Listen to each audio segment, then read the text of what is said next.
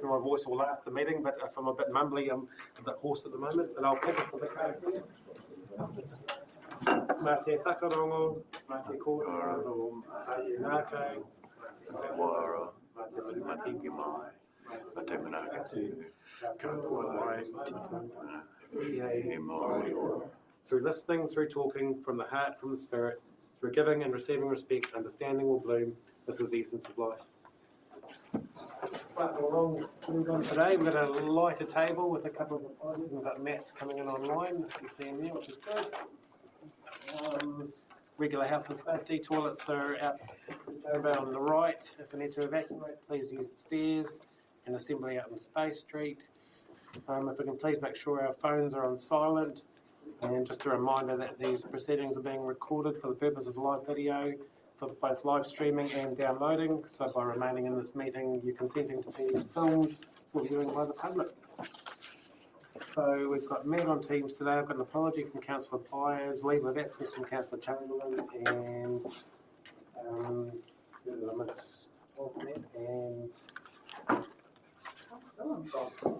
so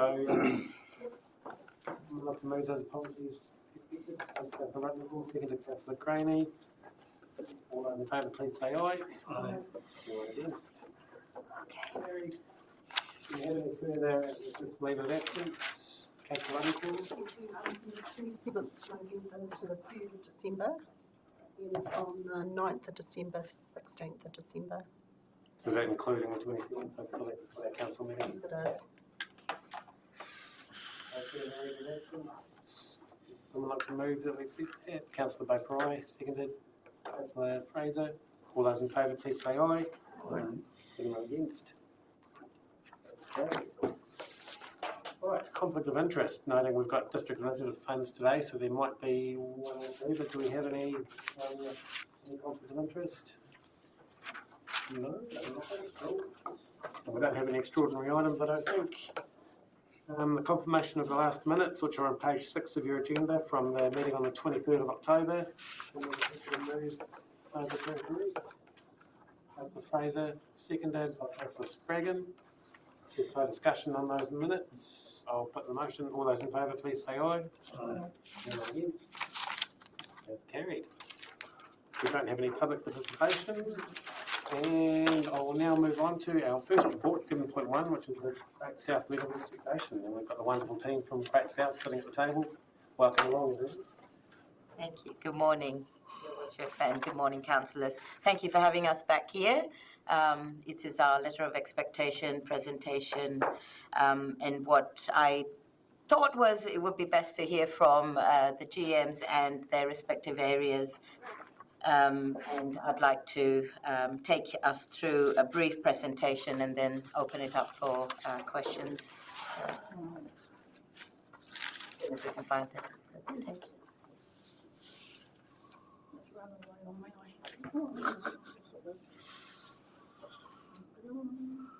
There you go.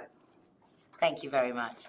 So really, we will whip through this pretty quickly. There is a lot of information there. What we want to do is sort of guide the thought process behind the next letter of expectation and to support the council here in your decision making on what you want us to go through. As far as I've been advised from our board, they've given us some priorities, and I'll take you through that, and then the respective GMs will touch on their areas. So if you remember, last year we had 2 workshops with our shareholders.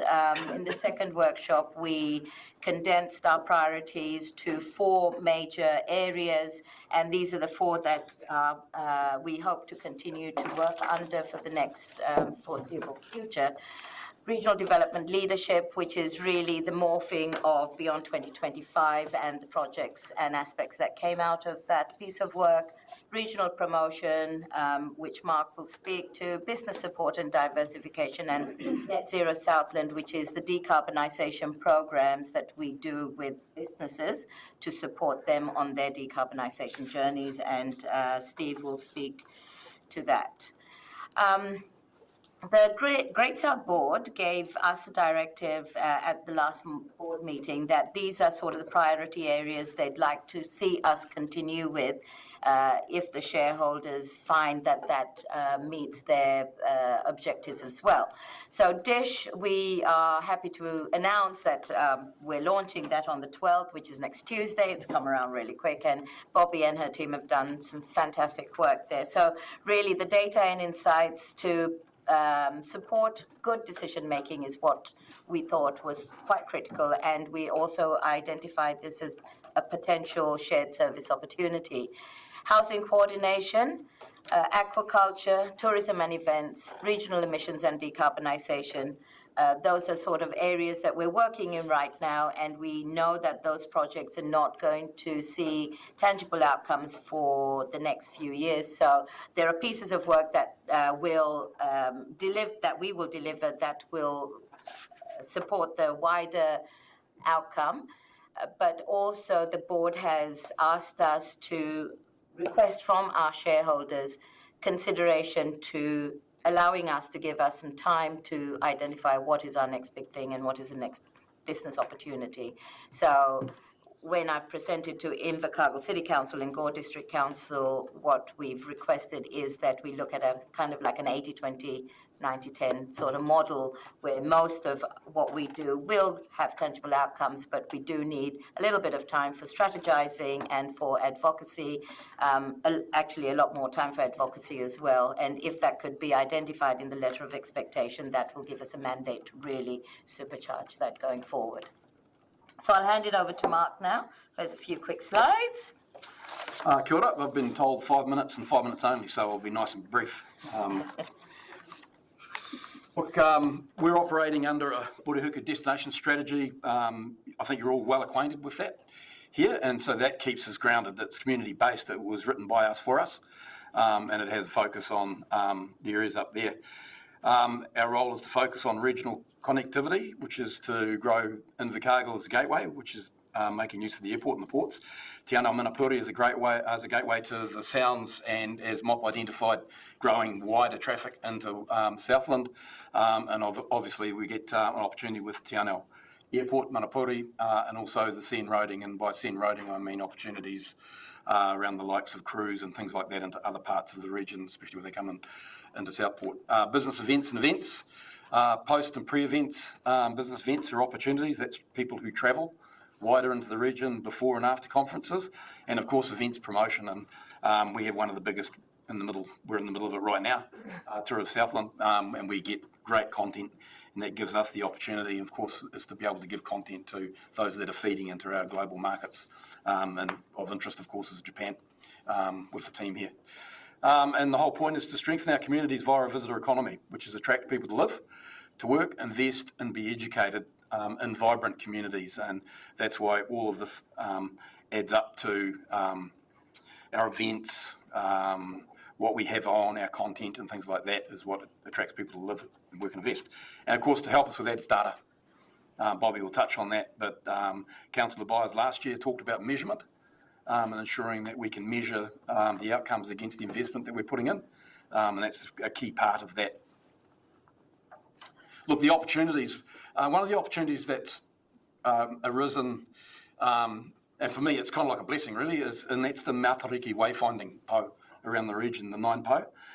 We've looked at ways of how we can bind the region, and this gives us an amazing platform to do that, and that includes everything that we do. And it's the other opportunity is that Tourism New Zealand are focusing on night sky for non-peak. So we have an awful lot of asset underutilised between May and September, and it gives us an opportunity to work with them. But it's not a non-peak thing, it's year-round for us, and it gives us an opportunity to start working towards a really united storytelling, and it's spread around all our region. So it's a huge opportunity. Collaboration. Collaboration is important. It maximises our investment with like partners around the region. Southern Way, the Southern Airport Alliance, Te Anau Airport Manapuri, all these things are going to be an opportunity around collaboration. I'll touch on a quick example shortly. Cycling and walking, food, agribusiness, paddock to plate, the food stories and what we do, and other areas of adding value on farm, whether it's beverages, there's a plethora of things that we do, and we highlight all that in our content on our website. And trade and PR and media is important. That's probably our key demand focus area. And by demand focuses, we can talk a lot about supply side. That's all the stuff we have here. But unless we've got people coming to visit it, it's not really doing a lot for us. So, and business makes business. There's so many more opportunities that the community can see that they can derive from a visitor economy. And for instance, Humpridge just recently with what we had happening with the opening of it being a great walk, and the media that we've got coming down, and we've got them going wider, so they're not only walking, but going down to Rakura. We maximise those opportunities. And just lastly, this is an example of the Southern Way and working with Air New Zealand, and it's a conversion example. So it's one of the first times that they've done what they call open jaw, which is you can come in one airport and out another. So the Southern Airport Alliance is Invercargill, Dunedin, Queenstown, so we worked together. We targeted Christchurch, Wellington and Auckland. It ran from September to November. And look, I won't get into the detail, the results are there. And that's one of our shoulder seasons. And it's really good, outstanding. It's one of the first ones we've done together as a region. And the Southern Way, just to remind you, is 7 RTOs from Waitaki River South, which includes Waitaki, Clutha, Dunedin, ourselves, and then ourselves having the 2 RTOs of Southland, Fiordland, Queenstown and Wanaka and Central Otago. So it's a great collaboration, and we're targeting people to come to the lower south, travel slower and stay longer. I won't get into too much more detail for the time, but any questions, we can talk about it later. But thank you very much.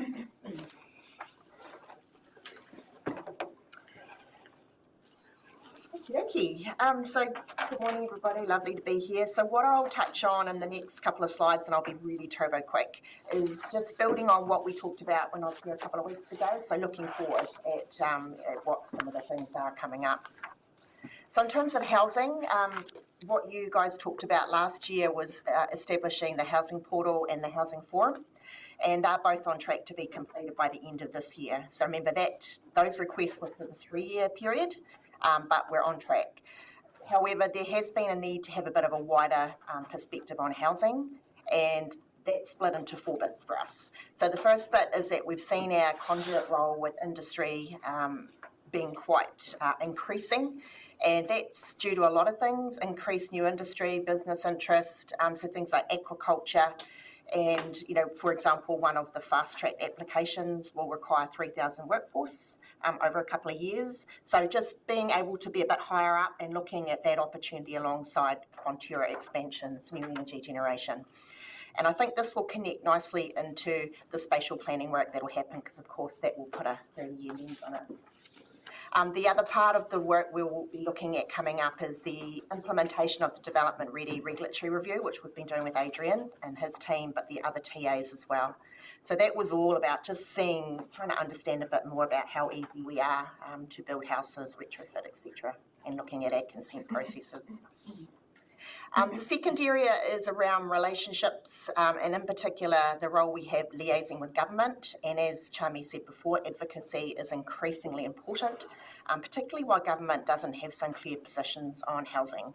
So just being able to respond. I think in here there's some opportunities around private-public partnerships, and we're seeing that more as these new industry opportunities pop up. And I think we're just quite keen to just make sure Southland's voice is definitely heard and represented. The third area is obviously supporting you guys, which are quite important. I know you guys have got a housing action plan, which Teresa and the team have put together, which is fantastic. So what we're just trying to do is support you as you work out what your role is, enabling housing, providing housing, or regulating. And the final area for housing is the action plan, which we talked about last time. So that has been completed, and that has 5 projects out of 13, which we will have finished by the end of this financial year. So looking forward, we want to link into what some of the priorities in your plan. So Teresa's got some things in there around short-term accommodation, elderly housing, and that regional housing group is going to support your delivery as well, because there'll be more efficiencies of aligning. Just really quickly, so in terms of how that charter and the group work, we've got that the 5 projects we are completing. You've got your regional framework and structure, so that was just casting a regional lens on housing. Then you've got the data dashboard, which is part of DISH, so that's almost complete, and there'll be a report produced as part of that, and that'll be updated every 3 months. You've got the spatial planning and infrastructure work, which the councils are doing and which we play a role in supporting and informing that. You've got the Development Ready project, which I talked about, and of course that brings in that regulatory side of things. And finally, we've got this digital portal, which we haven't started yet, but that was some feedback from the private sector about just making it easy to find things. Okay, in terms of aquaculture, what you talked about last year was supporting the Enduring Aquaculture Group and new business, really trying to realise the opportunity of aquaculture as a diversification opportunity, and the data.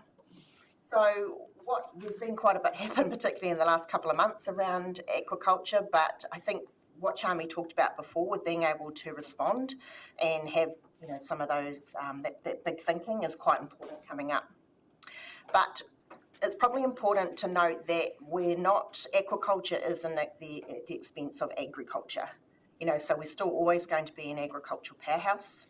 What this is diversification. It will be different jobs, new jobs, careers, more income for our businesses.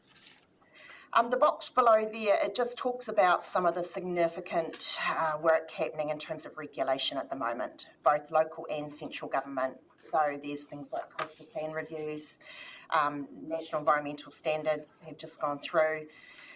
And I think this is quite important because it will enable activity to happen. The key for us is to support the regional council and yourselves to make sure it's the right activity in the right place. And last slide for aquaculture, just to sum up what our role is at the moment. It's that, again, industry and iwi liaison and support role, that conduit function. A lot of government liaison, so working very closely with MPI. So, for example, their $3 billion target, which is in their national strategy, they are expecting us to produce about $1.5 billion of that. So we're quite happy to do that if they can also support us too. So we'll be definitely advocating for that. And that council support and alignment, particularly as Vibhuti and the team start the spatial planning process, we're really keen to make sure the marine environment aligns with land. They all interlink, but also infrastructure and water. And finally, just that regional strategic planning through the production of the regional aquaculture strategy, which will be finished by the end of the financial year. And that will line up with the government's review of their national plan as well, so we're all connected. Okay, just really quickly through DISH. You'll hear a lot about that over the next couple of weeks. But look, this is, as Charmy said before, this was about making sure we have a really good foundation by having informed decision making. So, where did it come from? What is it? I talked about that last time, but that's pretty much what it looks like, southlanddata.nz. The key indicators part, we will aim to update this consistently. So we'll add some more things to that as we populate the site. But this is just a really high-level snapshot. Some of these things won't change, I don't think. Coastline will change, maybe. But some of them will, things like unemployment rates, GDP. So it's just really to try to turn the information into really easy to digest or different ways for different people to understand it. I've just got 3 really quick slides just to give you some examples of the use of DISH. So, of course, for council and us, we've got an analytic function where we can create reports. So we're not just pulling the data from websites, we're actually able to pull it into a processing cloud-based system and do some analysis. But this first example here talks about really supporting government decision-making and policy development. So there's some creative artwork there, which basically just shows, as they do look to create things like the International Visitor Levy or a change policy, we've got a very easy way to communicate Southland's voice and our data, giving them access or providing reports, which has to be helpful. The second example is around attracting new Southlanders. So those cartoons there just talk about some lovely, lucky person in Auckland who looks like they're a wee bit sick of traffic, but, going, right, where can we live? Right. We can go on to Dish, we can see the average price of a house, we can find out a bit more about where schools are, etc. Go through to the Great South website, which will be a key tool with that. And hopefully then we fill our skill shortages and help get our population growing, which also means ratepayers for you guys. And the final example is that it is a conduit to other dashboards. So you won't get every little bit of data you want on Dish. It's meant to just be a place where people will go to find and go to other places. So this is an example of the regional data tool, which aligns lots of different government websites together because there's tons of good data. You just find it hard to find it sometimes. So that's not quite launched, but we will link that up. Okay, just really quick, 2 more slides. The next steps, we've split into 4. So obviously we've got to maintain this thing that we've spent a lot of time building. So there's some things around data governance, integrity of the data sets. It's only as good as how much you can trust the data. Then some things about exploring more of the analytics. So, you know, what can we do with this thing? How does it service or benefit councils or private sector making business decisions? So there will be a whole range of reports produced and we'll schedule them in. The third thing is around enhancements. So we've got this really good base, but how can we build on it to provide even more benefit? So we've got a couple of new dashboards. One is around emissions. One will be around population demographic data, so we've had to align with when census have given us the data. And then we're also talking to the councils around the geospatial data, and that's going to be used for spatial planning. So how do we store that? Where is it? How do we use it? What are the rules? So just trying to get consistency. And finally, the data governance. So again, we've got quite a lot of rules. We don't sort of just make these things and cross your fingers and hope people play with the data nice. You know, it has to be very streamlined. And what we're going to do is just keep working with the councils and key partners around how we just make sure there's greater alignment, consistency with integrity of the data so that we can continue to trust it. I think that's it.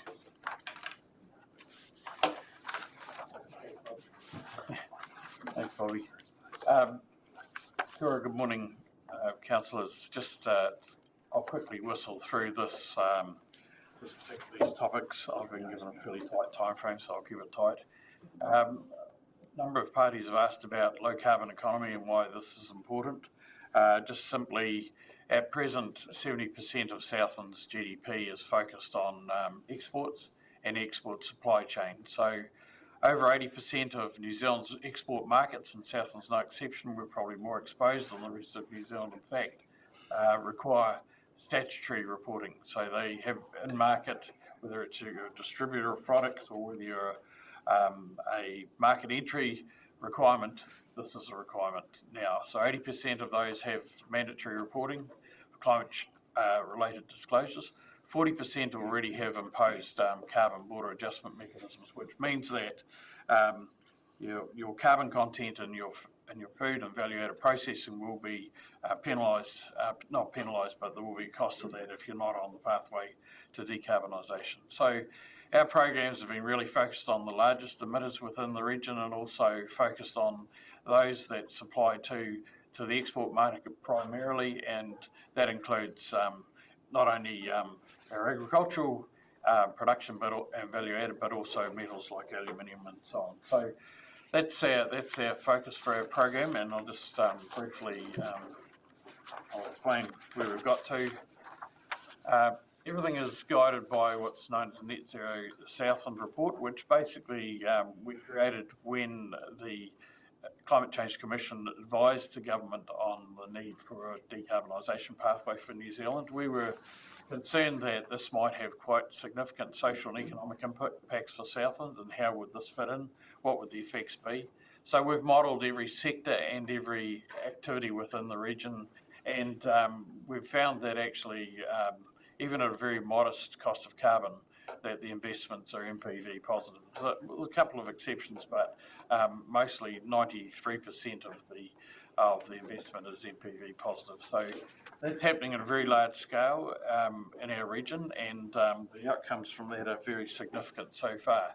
Now, as of last year, last report, we had a 15% reduction in emissions, but this year MFE and MPI have changed the average rate of emissions from a dairy cow, and that has mathematically upset that condition. So we're just a fraction under 10% reduction. It's just that the science around measuring the emissions from an average dairy cow has changed. Just a couple of highlights in this work. We report on this every year, and we're just waiting on forest data to come in now, but essentially the important change is that we're now down almost 668 fewer sheep in the region, 20,000 fewer cows. Interestingly enough, even though the cow numbers are down, the production still remains about the same, which is really, really good because the impacts environmentally are significantly different. So that's very positive. One thing that has changed is there's almost 58,000 tonnes less fertiliser going onto farms. Now, for farms that have had good fertiliser regime up until now, that impact will be nominal, but it will start to affect some farm systems from this year on. So just a couple of points of fact that come out through that particular activity. As part of the decarbonisation program, I'll talk about the energy strategy, because decarbonisation without an energy plan is not really a plan. But biofuels are really important for the region. In the program that we've been involved with, we started 15,000 tonnes. We're now up to 215,000 tonnes of biomass being produced. But the reality is we've got a very significant step change. So we believe there's a very good opportunity in the Takitimu area, given the amount of forest that has been planted and will be harvested progressively, to look at producing biomass in that in the central western area. Likewise, there is an argument for similar sort of activities in eastern Southland because of the landlocked forests from Otago and the Wrinkleburn and Blue Mountains coming back this way. So this is a very important part of our decarbonisation program. We will have 65 biomass boilers in the region this year at the end of next month. Our roadmap programming and planning is basically about creating awareness with businesses, large and small, creating emissions baselines and helping them to identify their abatement strategies, how they make their investment, also how they implement other activities around that and how they market that as part of their activities and their communications plan. We think that the work this year has accounted for around $33 million fewer costs associated with exports in particular, and that's some of the facts here. 90 businesses have established abatement plans. Farmers are also continuing with their better understanding of carbon, their role as a farm, their farm systems and also their practices. We've had 126 people trained, 103 businesses in the pipeline, and we have 149 large businesses that are investing in decarbonisation. Almost 120 of those now have completely changed their large thermal systems and boiler systems. We have a third-party certifier available for New Zealand, for Southland, I should say, independent certifier, international certifier, and we're basically encouraging the establishment of carbon units on marginal land within Southland, so that if people want to buy an offset, they can. You'll notice down on the left-hand corner here, the Southland District Council team, and as part of their program, which was a leader in terms of local government, I would say. As I mentioned briefly, well, no, I didn't mention this, but in actual fact, if we're going to walk the talk, we have to participate in these programs. And Great South has reduced its emissions by 31,000, and over the last 2 years, we've reduced our costs by 121,000, or nominally $60,000 a year, as a consequence of making this decision. And we're independently certified by ECOS, and we're on a pathway towards decarbonisation, rapid pathway towards decarbonisation. In terms of energy planning, this is probably one of the bigger impacts in Southland in this decarbonisation pathway, apart from industry decision making, because a very large part of, or very large proportion of the area that may be available for new energy opportunities exists within the Southland District. We have completed spatial plans for all large energy sites in the region. That's a GIS spatial plan identified outside of the region because it affects us. 10 run-of-river hydroelectric potential opportunities. Biomass I've already talked about, but biogenic methane as a substitute for LPG is one of the big opportunities, and there is a discussion or a need for regulatory change to enable, for example, multiple dairy farms to process methane. We are working with one farm operation at the moment that's looking at producing methane for combustion and food grade CO2, as well as PV installation. So farmers are thinking about this stuff and are taking action. We currently have a demand of around 1,150 megawatts, but in the last 2 weeks we've had an additional 340 megawatts of new energy projects that have come to us, and they need to be factored in at some point. We have around 2,600 megawatts of new wind being contemplated, and a further 200 megawatts of behind the meter work occurring. So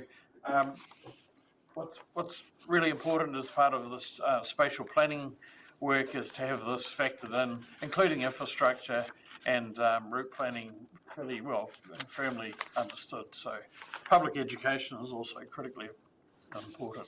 These are just the wind sites that we've modelled. That's only a symbol, but the detailed activity, here's an example in the Southland District, for example, and we're right down to farm level. So we've had a very large number of farmers now looking at installing wind turbines on their site and wanting to understand whether it's commercial wind available, is it practical or otherwise. And so all of these sites are notionally, on international standards, commercial wind suitable sites. So that's just another area of work is this coverage of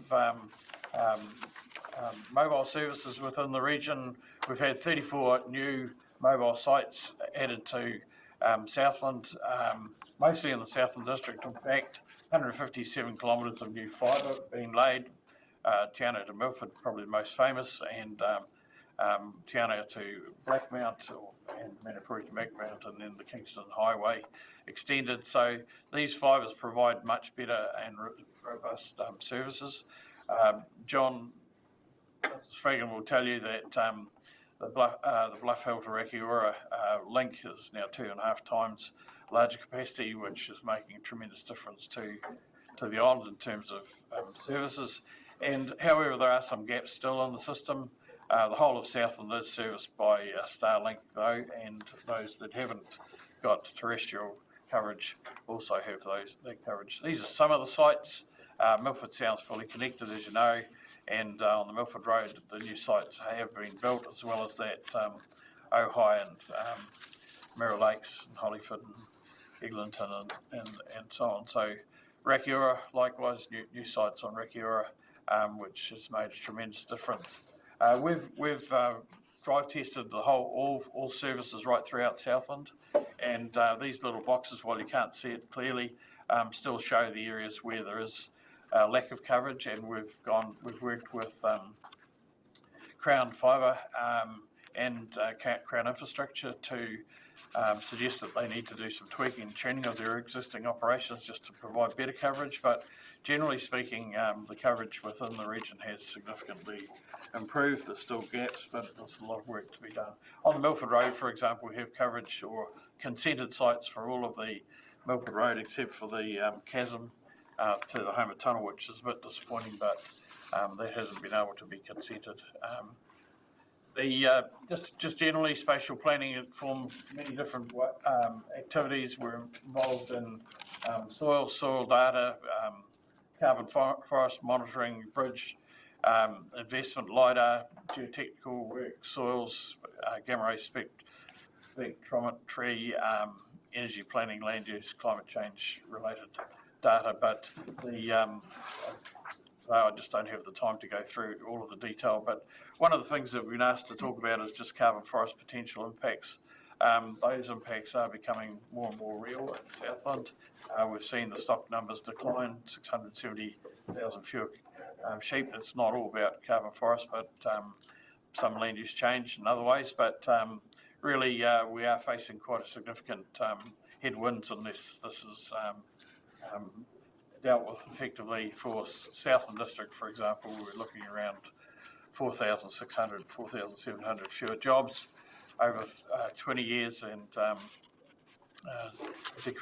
significant decreases to the regional economy of 1 billion a year. And that's, as soon as it doesn't take a lot to change the dial in this area. Just as a matter of interest, as a region, we are about $1 billion ahead of pre-COVID economic activity. A lot of that's influenced by positive commodity pricing, but also the economy, relatively speaking, is going quite well. One little understood topic is, in fact, this water allocation. The purple is the allocated water through consents within the region, and the orange is the amount of water consumed by forest, carbon forests and forestry within the catchments. And as you can see, by 2043, this becomes a really constraining issue if we continue on the same pathway already. Now it's a significant issue. We were roughly 50-50 split, but that's changing dramatically. So sorry about the summary nature of this. All I can say is that the work that Poppy's doing, we're also working very closely on the geospatial work likewise. So quick summary, that's it from me. Thank you. Thank you, Steve.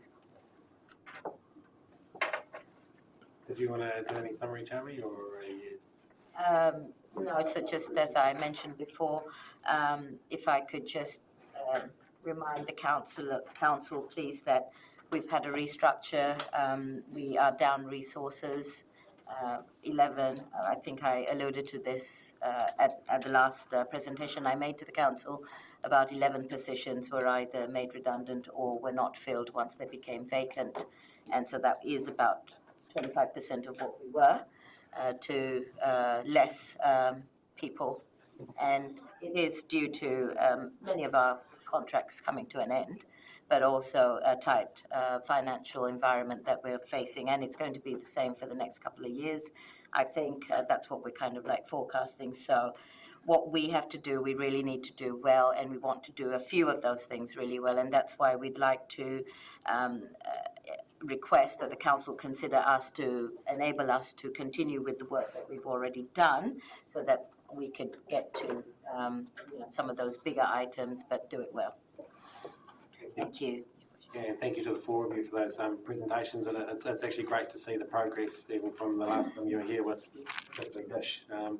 So it's been talked about, but it's actually been delivered as well. And having just done a presentation to the Minister for Local Government, the Minister for Transport around our roading issues, having that data and that access to that data is really important, and it's kind of, it's necessary in terms of actually getting the message across, and it's been really useful being able to go, we need to know this, and then the answer comes back really quickly. So thank you for that. And I think just reflecting on the four presentations that we've just had, there's the kind of independent pieces of work, but they all kind of link together for that sort of greater good of Southland, and they all sort of play their role. And just reflecting on meeting the Japanese cycling team at the airport the other day, that's the Japanese national cycling team, so that's actually going to be followed by that country, and that's helping to put Southland on the map and highlight what we've got. So all those kind of little things, but they all add up together into a bigger picture.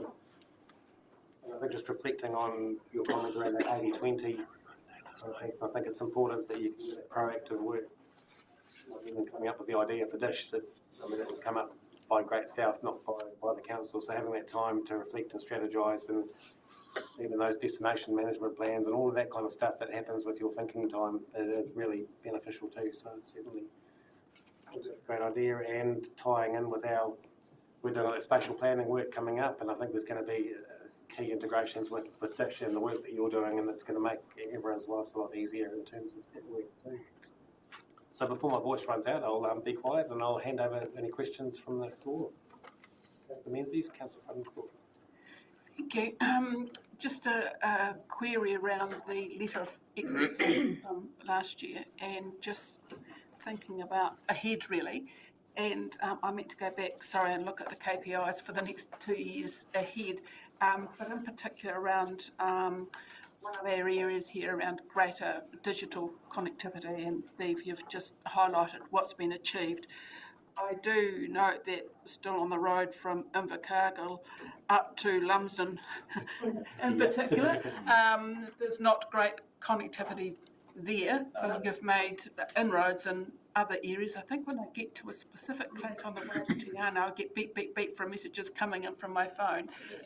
Has the progress been made, and what you're planning here still a significant focus for us in respect of what can be achieved? Well, I think the key thing is that the systems have changed from analogue systems, which had very long propagation distances, back to digital systems, and then high capacity digital, which has smaller footprint. We've got to continue to strive for more improvement across the board. This is the fourth measurement of coverage within Southland that we've undertaken. This is field strength readings. It's not hypothetical. It's not propagation planning. It's actually out there measuring. We've measured for all three digital networks. The quick answer is, if we don't continue to advocate, we're never going to get improvement. And so that's really the critical factor. So is it important? Yes, it is important. And you're getting a positive response from that work that wouldn't be happening unless Great South were doing this. Oh, we've developed a very good working relationship and mutual respect within the teams that are doing this work. We're probably the only region in New Zealand that has invested time and capacity to better understand this. It's important for us because we're such a big region, sparse population, so communications are really fast. It means productivity, being able to talk on his phone during his commute would be. Well, that's right. Very helpful. Yes. It's unfortunate that we have to do this, given other areas don't have the same difficulty. And just one around their transition planning beyond 2025. When do we stop calling it transition planning and it's actually into implementing? Yeah, no, it's a really good question. So I think we're definitely doing it.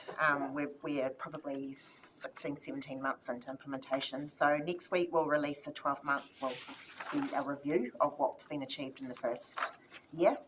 And you'll know what's in it, but it's probably just for the public because we've kept the focus on doing stuff because we're so light on staff, rather than promoting, because I think we've had a lot of strategies in the past that have had a bit of limelight.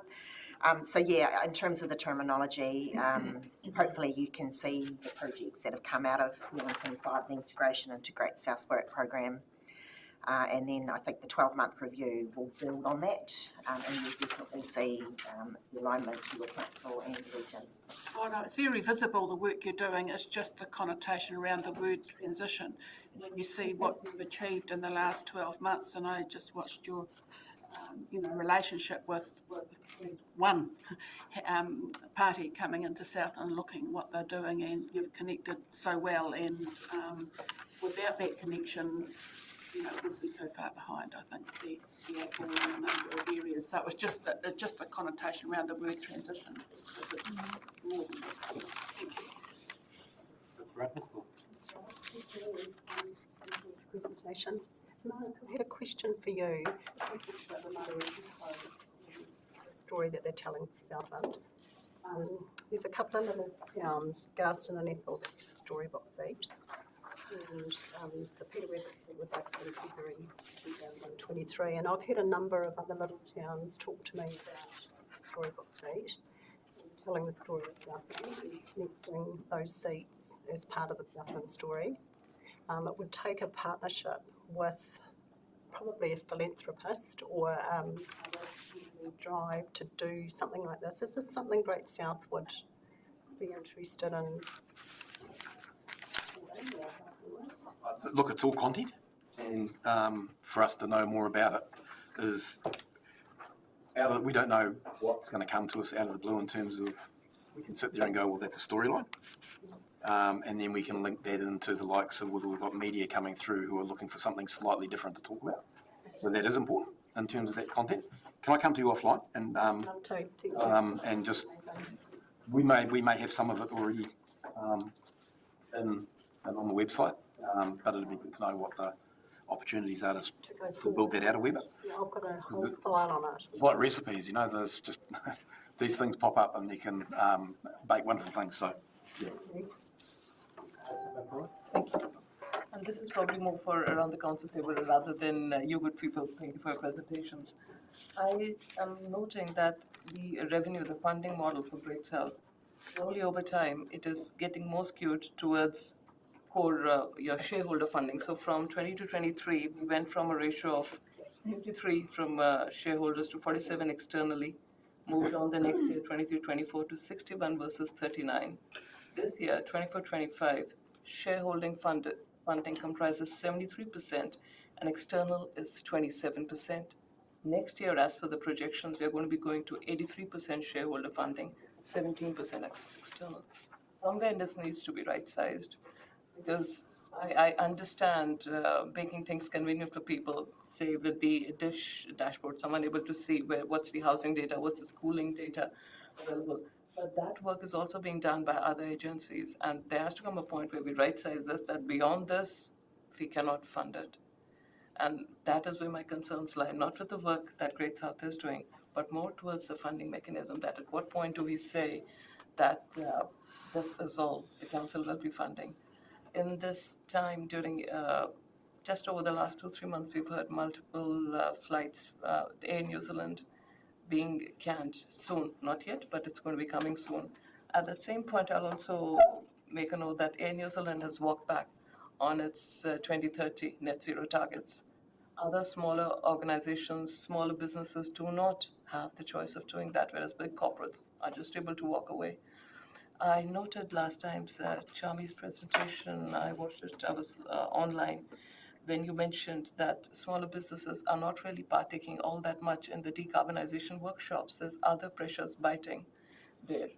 So at a time like this, right sizing is very essential of this business, and I think that's something we are missing because what Don Bayer said, we need data, and we've had some data today, but there is a lot of duplication in what Great South is doing, and just a note of caution here.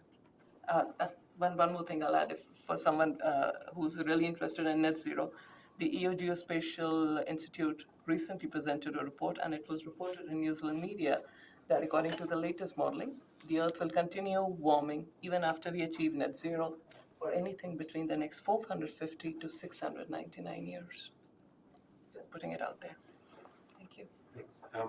And Charlie can probably butt in. I don't want to answer on behalf of you too much in terms of the contract work, but I think that's part of that restructure that you did, which minimising the staff, and I think it's reflective of the quantum of the total amount of work that you're doing to the funding. So there's less contract work, but there's less in the total pool. I think you probably are chasing more contract work in the future as that comes out. Absolutely. I mean, we all know that the government has stripped right back, and now as the government settles in and their policies, frameworks start to establish themselves, there will be available funds which we are constantly monitoring. So we intend to definitely bring that right up.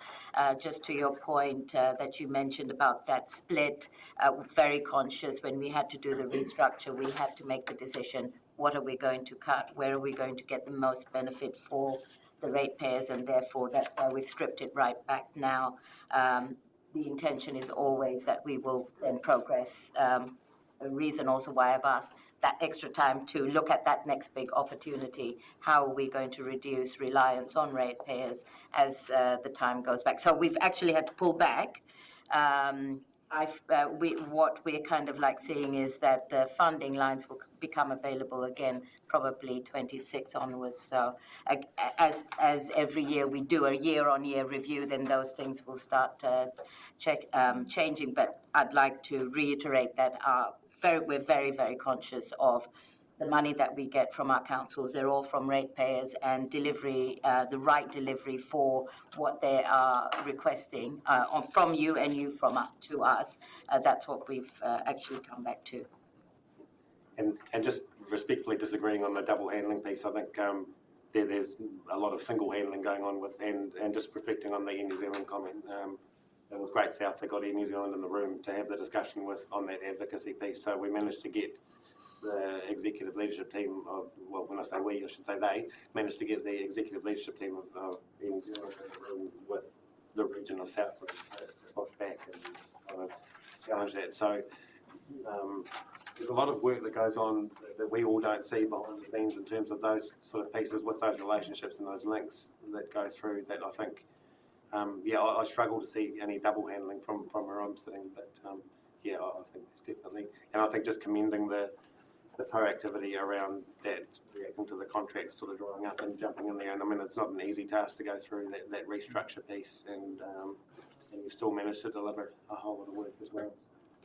We've just got Councillor Duffy and then Councillor Rowan. Thank you, and thank you.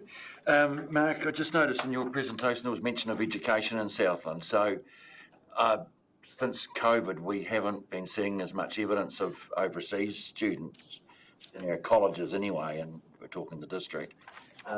So is there still activity in that area? Would you like me to jump in? You're the expert on the education piece, yeah. Yes, so the whole reason why international students did dry up was because SIT was part of Te Pukenga and they didn't have the autonomy.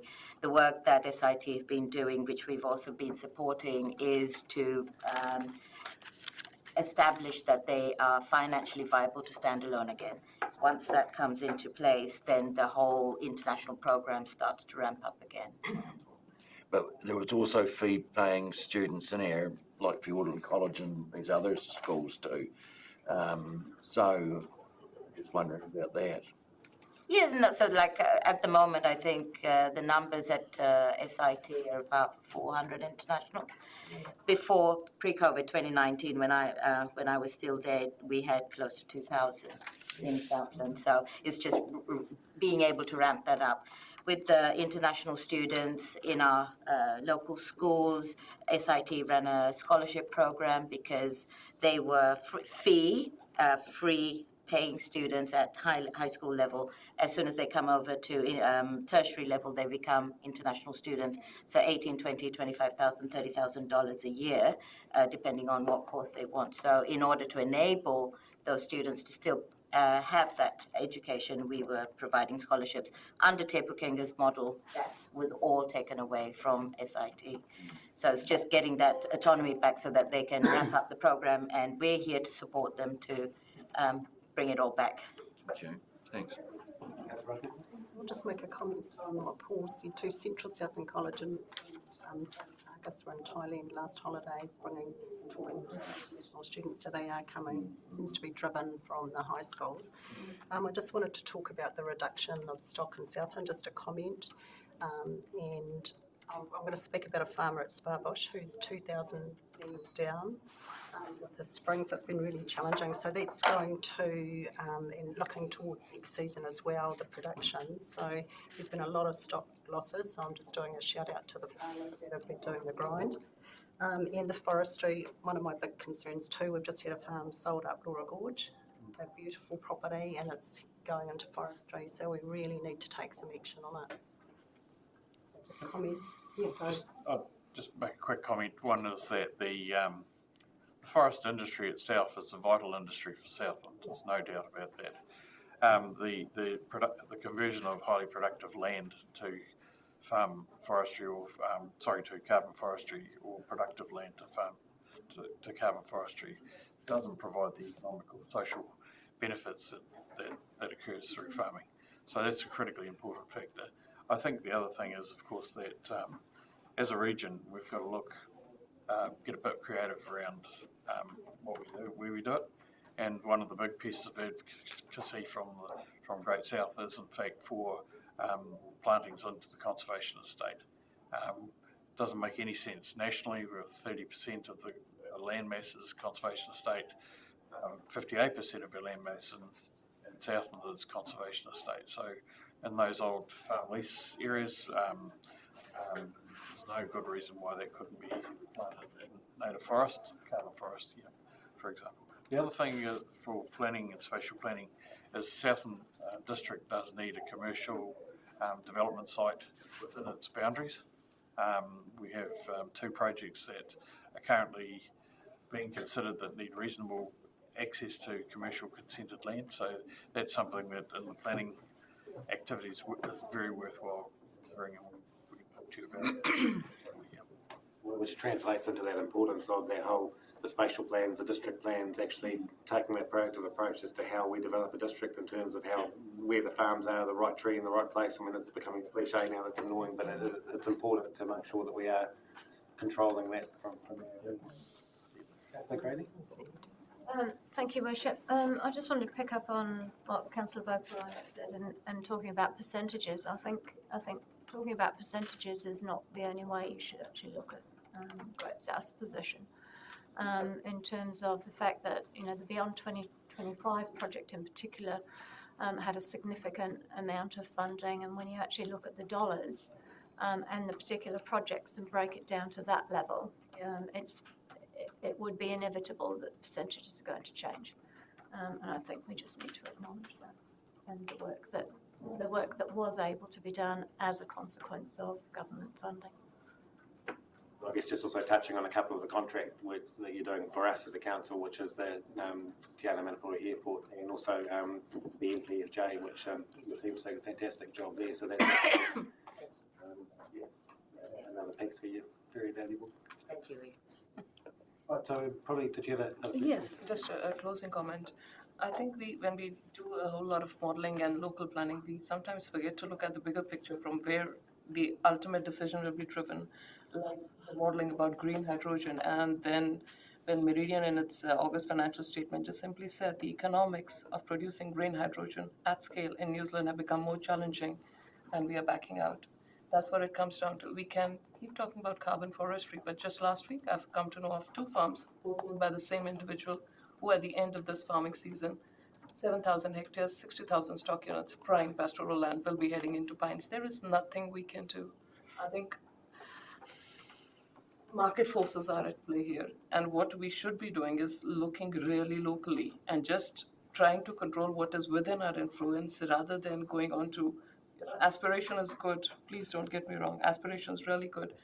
But when some of these projects are driven either by international pressures, government pressures, central government legislation, we should be focusing on things that we wholly control.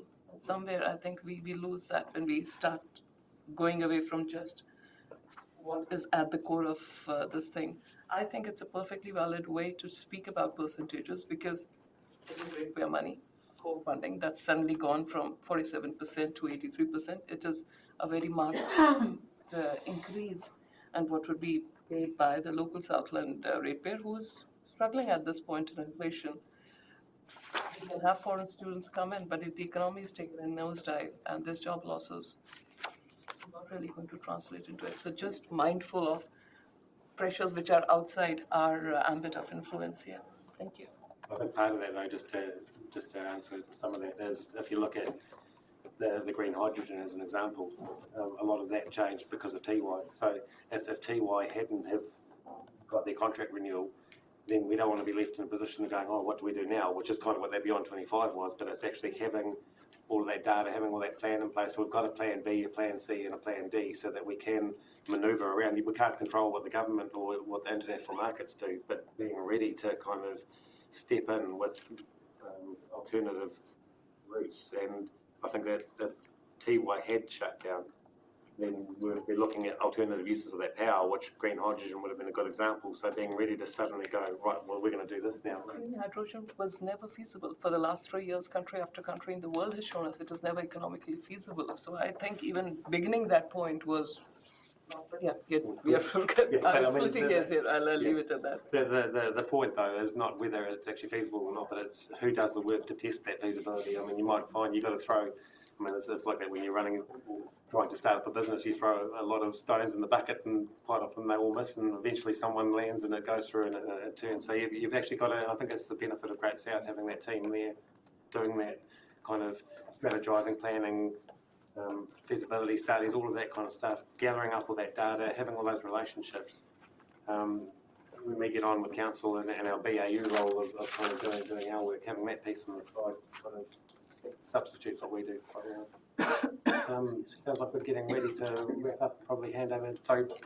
Can I just, through your worship, just acknowledging Councillor Ruddinclaw's comments about supporting farmers and the wet spring we've had. Your council has been absolutely fantastic, like your leadership, but everybody, like as a farmer, probably speaking here, primary sector is close to 4 billion of our 8.27 billion GDP. We're not going to meet pig milk. My husband's been powering since 3 a.m. this morning because the weather is. But I just wanted to say your staff and your leadership has been really appreciated by the farming sector, and even your comments before are appreciated. So thank you.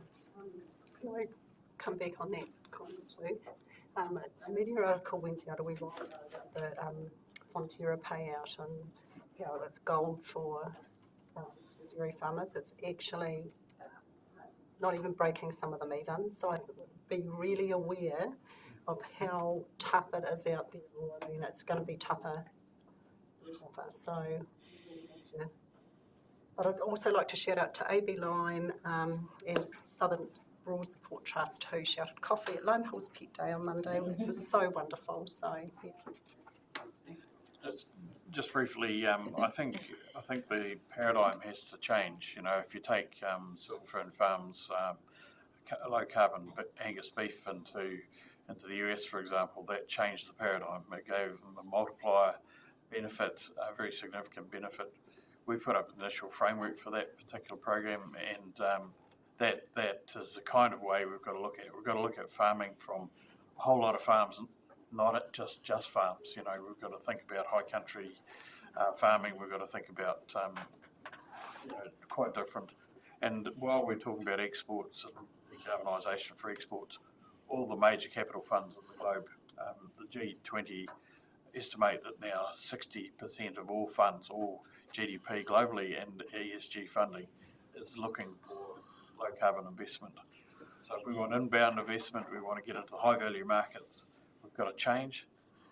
And carbon forest is one mechanism that's changing, unfortunately, at the local sector, but the other mechanism is to extract more value and receive more value from the existing production systems, which we can't give up on that one as a region. I mean, but the government says we're going to double the export sector. Well, in that context, it means that those that are close to export or low exporters need to change their production and outputs as well. So, yeah, that's quite an interesting time.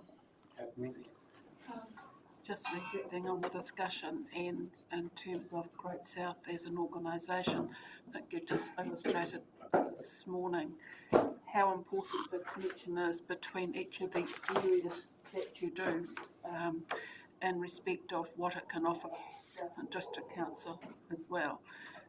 Because it's that connection across that's really important. I mean, we might be talking, as you've just said, highlighted what you've just said, Steve, really brings home the importance of data and the research, but more than that, the knowledge that sits behind all of that with the staff that then allows us to make informed decisions from one organisation, bringing all that together.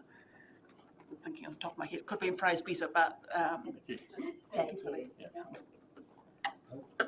Thank you, and thank you once again for taking the time. I think it's really useful having, and thank you for the whole team as well to give that. Thank you once again for your work as well. Thank you very much, and enjoy the rest of your day, councillors. Thank you. I couldn't get that. So we'll move on to the actual report now, and I'll put another link. Oh, yeah, please, yeah.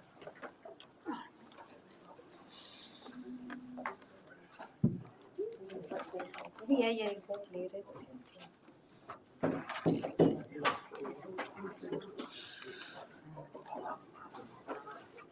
I think reflecting on the point that was made last year in terms of for Great South as a business to be able to plan properly, doing this in 3-year chunks rather than thing for their supper every year, and this is kind of part of that kind of revised approach. So we have actually kind of decided on that direction, but we also talked about reviewing it annually, which is what we're doing now, and there were requests last time around having that sort of measurable data, which I think we've got, and getting more data coming through in one of the measurements as well. So just reflecting on where we are in the process, and also the fact that it's a complicated, convoluted system that we're in through that Joint Shareholders Committee with Great South does actually have a professional board, and we aren't that board, but we still have that kind of governance role, and it's complicated, but it's just the nature of what it is. So is there anything you wanted to add for Booty?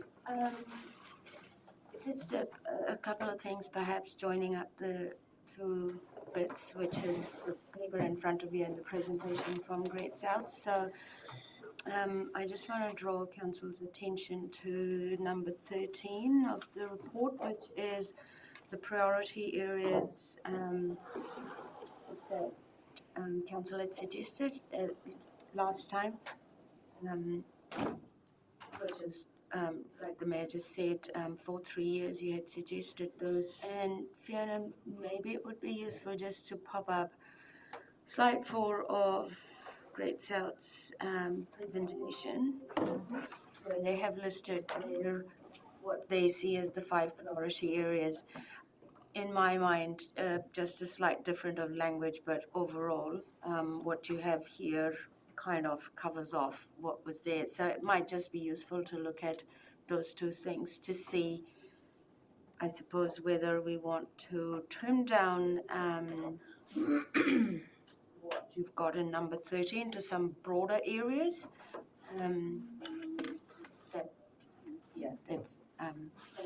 That was what I wanted to point out. And I think also just reflecting on we've got to be quite agile given the changes in the environment, especially in Wellington, and the current sort of focus on that regional piece from Wellington kind of highlights that fact that we've got this regional kind of RTO and allowing that regional advocacy, and even in terms of the New Zealand example that I used before, where you can just have that kind of one-stop shop just kind of come to, and then that filters out into each of the councils. Yes, and I suppose to that point, we haven't, when we said it last time, we might have covered it off, but I wonder if you want to make regional advocacy as one of the things you really want them to prioritise for us, and want to say that in your letter of expectation. And I notice it's in between in there, but it's not really a clear point, and neither is it in what we have sent previously. So if Council is of the mind too, you could actually add that in. And that's quite a broad, rather than saying just advocacy on a particular topic, it's actually regional advocacy. So, yes. Because even reflecting on aquaculture this time last year, there wasn't too much sort of happening in that space, but all of a sudden with the fast tracking and all the other stuff coming through, it's suddenly ramped up. So. And we might want advocacy on decarbonisation or sustainability, and there'll be a range of things you want, connections into different, like MPI or, just different departments of government. So you might want to broaden that up a little bit. I think we've got transport advocacy is what we had suggested previously. Yeah, and it's like that transport one's quite a good example because we had quite a strong chat about that last year, but we've done quite a lot of work on that. So it's almost at the point where we've got all the data from Great South, and I mean they can still talk from that regional point of view, but it's probably not so much of a focus for them now because that work's being done. But I think tailoring it into specific pieces is almost, I think if we just broaden it like what you said. Are there any other thoughts around the table? Questions? Just a comment around, was it in the annual report we saw the KPIs out for the next 2 years? And to me, that's an important relationship between looking at what they're planning to do and then looking to see what makes sense of us, and that question about whether there's anything we wanted to change in that. I was trying to look back, but my technical skills don't allow that, but I'd find that useful in terms of the discussion ahead, but it's not necessary as such because others may have done that. Are we comfortable when we're talking about KPIs with that kind of that 80-20 or I mean, perhaps put a number around it, that approach of having some stuff you can't measure something that's going to potentially an idea that might come into fruition in 10, 20 years time, but are we comfortable giving them a bit of scope to strategise and do that kind of? How much funding are we looking for here in housing, additional funding? How much are we looking for? Well, there's no additional funds. So this is the agreed LTP amount. So how much are we asking them? Like this is the allocation towards housing here?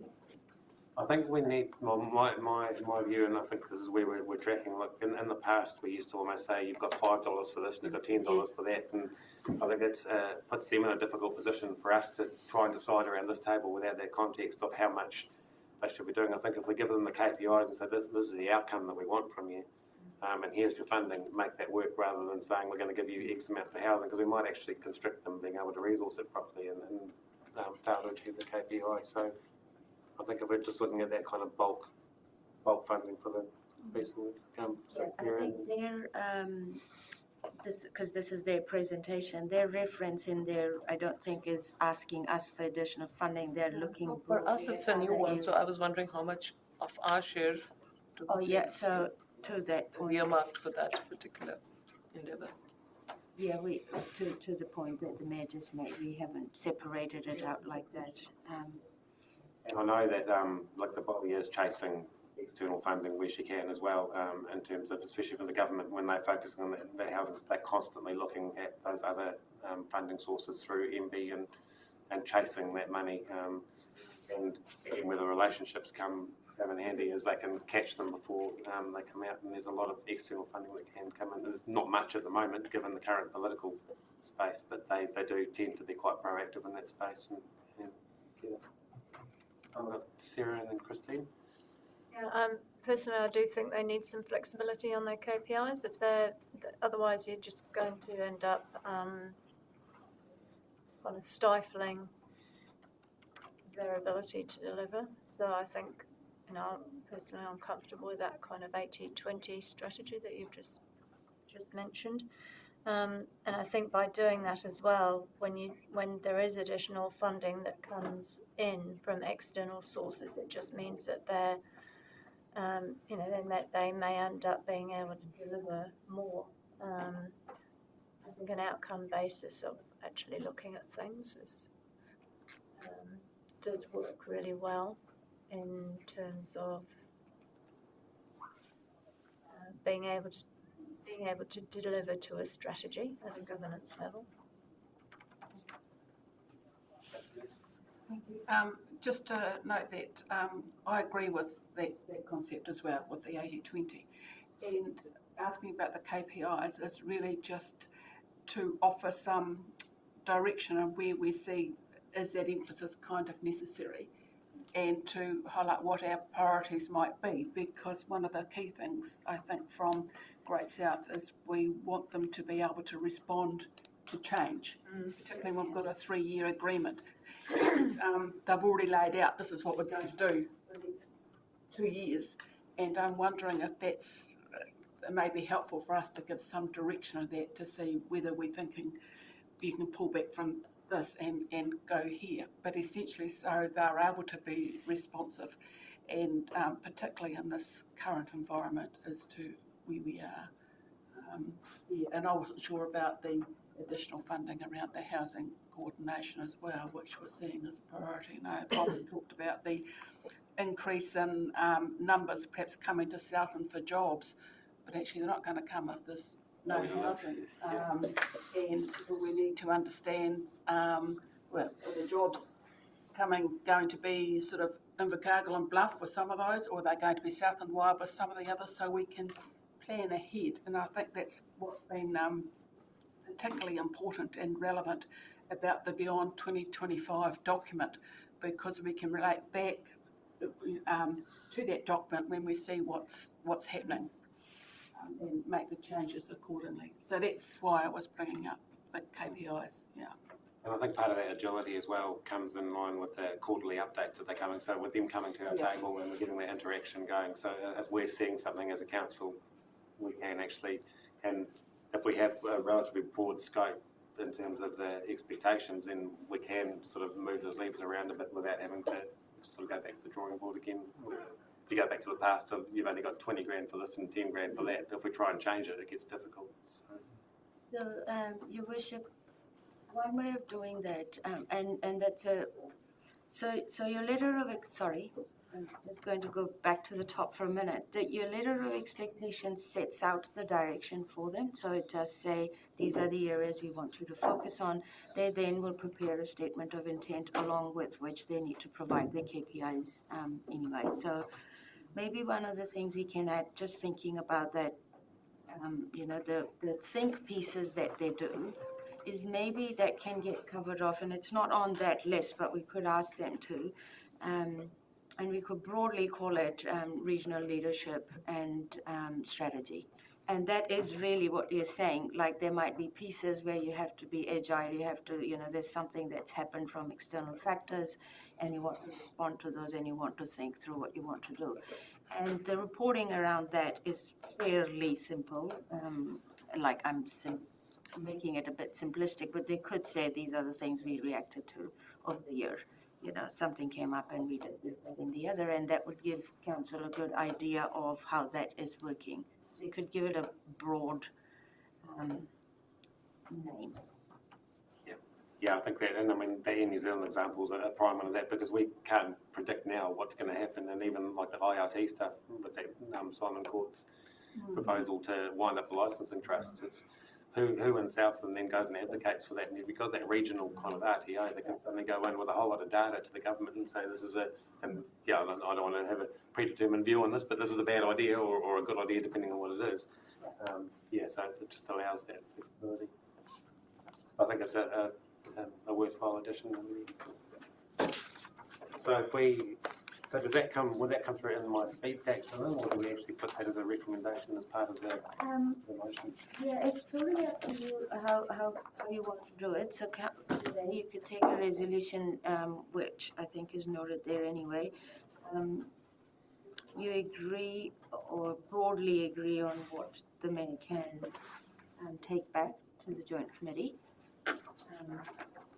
Or if you wanted to take a specific resolution to take back, I think leaving it more broad, based on the discussion you have, might be the better way to do it.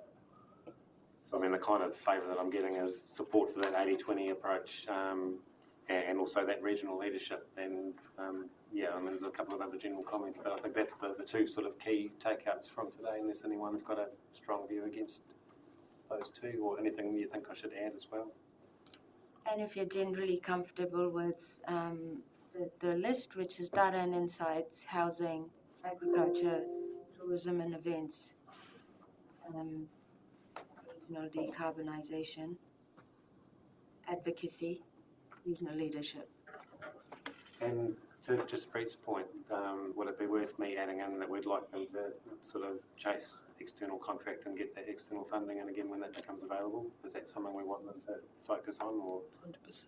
Thank you. I wonder if that's probably a useful point to come back to us in their reporting about how they're progressing with understanding the current environment where it's very difficult to decisions about any potential external funding, because it's not a lot of it. Councillor Wilson, did I see your hand up for a second there? Or was I seeing? No, I did put it up and then I put it down again. Thank you. So I think we can look at our recommendation now. So we're receiving a report. We're acknowledging the core and contract funding commitments outlined in the 24-25 letter of expectation for the 25-26 and Council's long-term plan 24-34. We're considering those priority areas 1 to 12, which were behind me. And the 24-25 letter of expectation from the joint shareholder committee to Great South, and provide the feedback, which we've just talked about. And we're delegating authority to myself to provide the feedback to Great South on the priority areas for that letter of expectation. Someone happy to move A through to F? Councillor Menzies, seconder, Councillor Duffy. Is there any further discussion on those? There being none, I'll put the motion. All those in favour, please say aye. Aye. Anyone against? No, thank you. Councillor O'Brien? It's carried. And detail, I'm sorry, but on that graphic they had up there, the oarsmen were rowing backwards. That's what we're doing in Southland. Is that what intentional or? I'll add that to the feedback. Great. It might be a good chance to have a quick break for Nobody's running. Bring forwards. Someone sent just keeping. I'll just raise that. Then I'll hand over to Sam and Kath to introduce the report. Thank you, Your Worship. Good morning, everyone. So for the September round of the District Initiatives Fund, we've received 12 applications. We've got a fresh pot of money available, and the funds we've got there is 64,497. So what I'm going to do is just go through the applications and just add any of my comments, and then we can discuss them. So the first one is from Northern Southland College. They're putting in a new playground there. So they have students that come from quite a wide area around the district.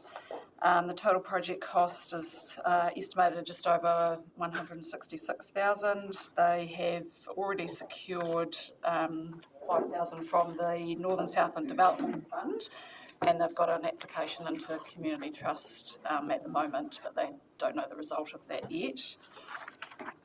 The Fiordland Endurance and Adventure Racing Society, so putting on a massive adventure race that is going to be based around Lumsden. Lots of international competitors will also go through the Waikaia Ardlasa area. So it's sort of aimed at replacing or being, something else now that we don't have God's Own event. Now, just a note about their budget. They had put that they were going to apply to QLDC and CODC for a little bit of funding. They have since been advised that that funding is not available. I think they've spent all their what they had available already, so it wasn't available for them to apply. The Loss and Grief Support Trust Southland, this one we've seen before, that won't be anything new.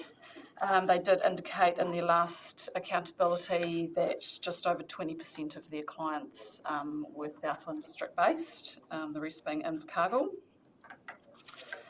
Presbyterian Support Southland, this is one we haven't seen before, requesting assistance towards cost to deliver their programs in Southland. They have had a lot of their funding cut, so I think that's why we've seen them for the first time. Southland Community House are doing a bit of an upgrade at their facility. They are specifically requesting funds towards new chairs for this. So I did try and grab as much information as I could about their clients and how much support they give to Southland as opposed to Invercargill. It's quite hard to sort of accurately gather that, but there is a little bit of information there in their applications.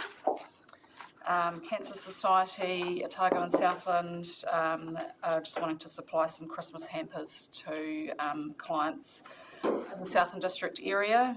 They used to get funding elsewhere, but it has not available to them anymore. Cycling Southland, so this request relates to the costs to host and transport the portable pump and track in 4 Southland District locations. So the request is quite high, and I have spoken to them that that is not a viable amount that we would be able to give. The reason why it's so high is because the Cycling Southland are the owner of the track. The costs to transport it around are not their responsibility. So what they have been in contact with SDC staff and proposed that these other locations that they go around our district. But that's not their cost as the owner of it. It's the host responsibility cost, if you will. So I have had a bit of a comment to them that I'm not totally sure that this is the right place for all of those costs to come from. We have had a bit of a discussion within our team. Possibly some of it could come from here, and the rest could be on the community board where that the proposed location is. That would require some further discussion with community boards, etc. But I have, they know that they're not going to get 25,000 from this fund, basically. I'll just ask a question on that one. I just wonder if we do have any questions while Kath's going, that could be worthwhile. But just a comment, and we've got in the paragraph there, as well as costs for an alternative program for Stewart Island children in Wallistown, since it's too costly to transport the track to that location.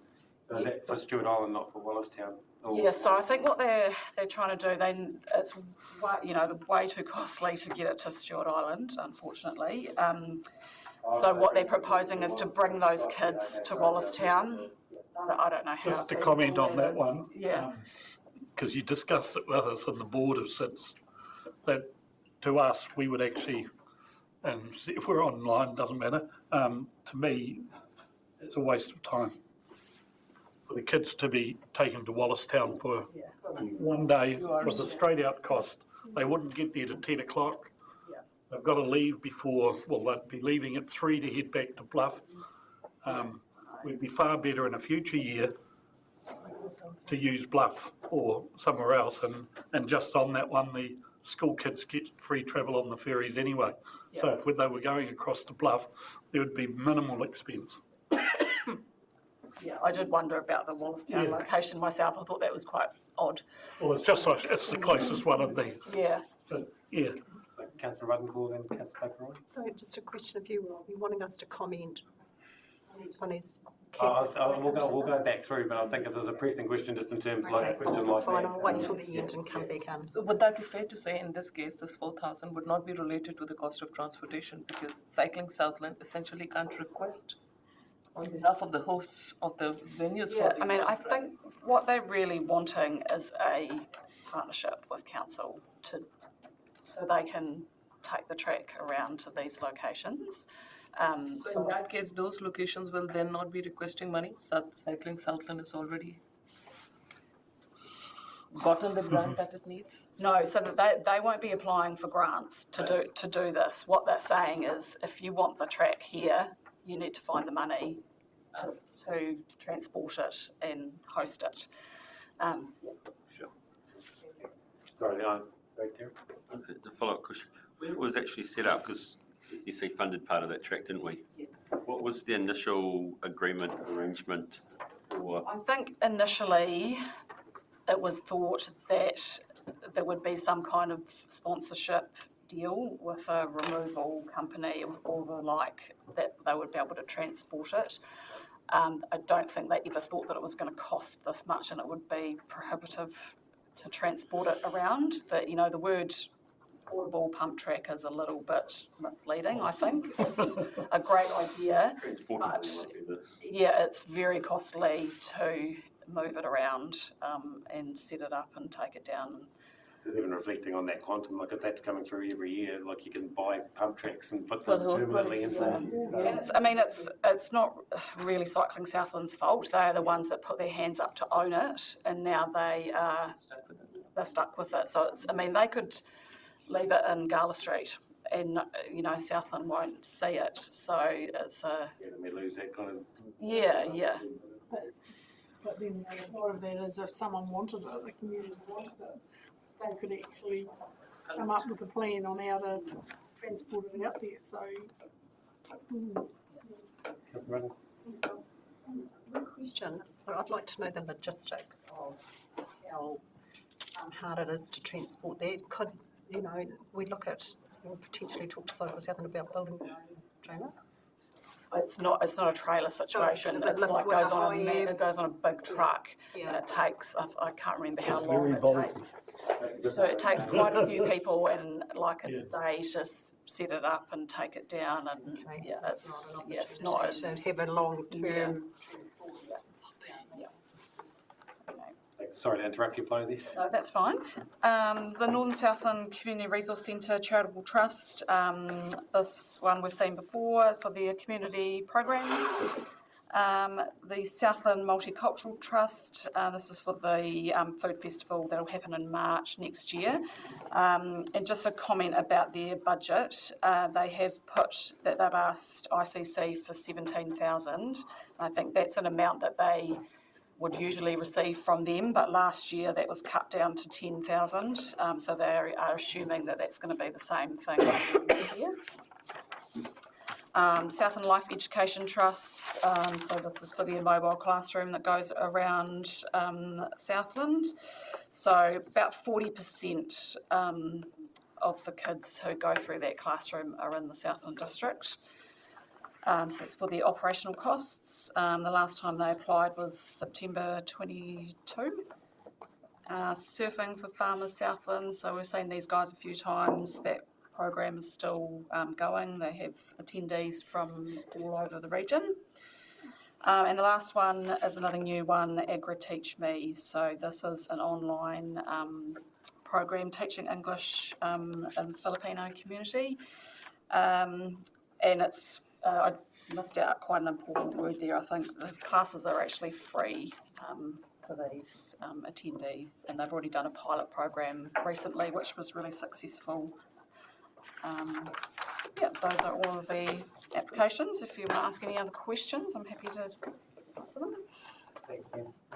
I think what we might do now that you've done that overall summary, and like I know that you've got your recommendations there that sum to the total amount of money, but if we maybe just get through each of them now and just do a yay or a nay or have any. So if we start with the start at the beginning.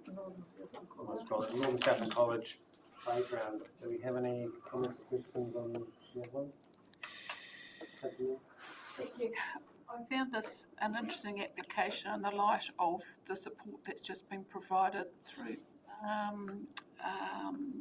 funding, not directly from us, about the playground in Lumsden itself. It's just a $300,000 upgrade. And was there consultation with the secondary school at the time to incorporate their needs into that program? I can't answer that question, but I know that that one is aimed at the little kids, and they're wanting something that's more age appropriate.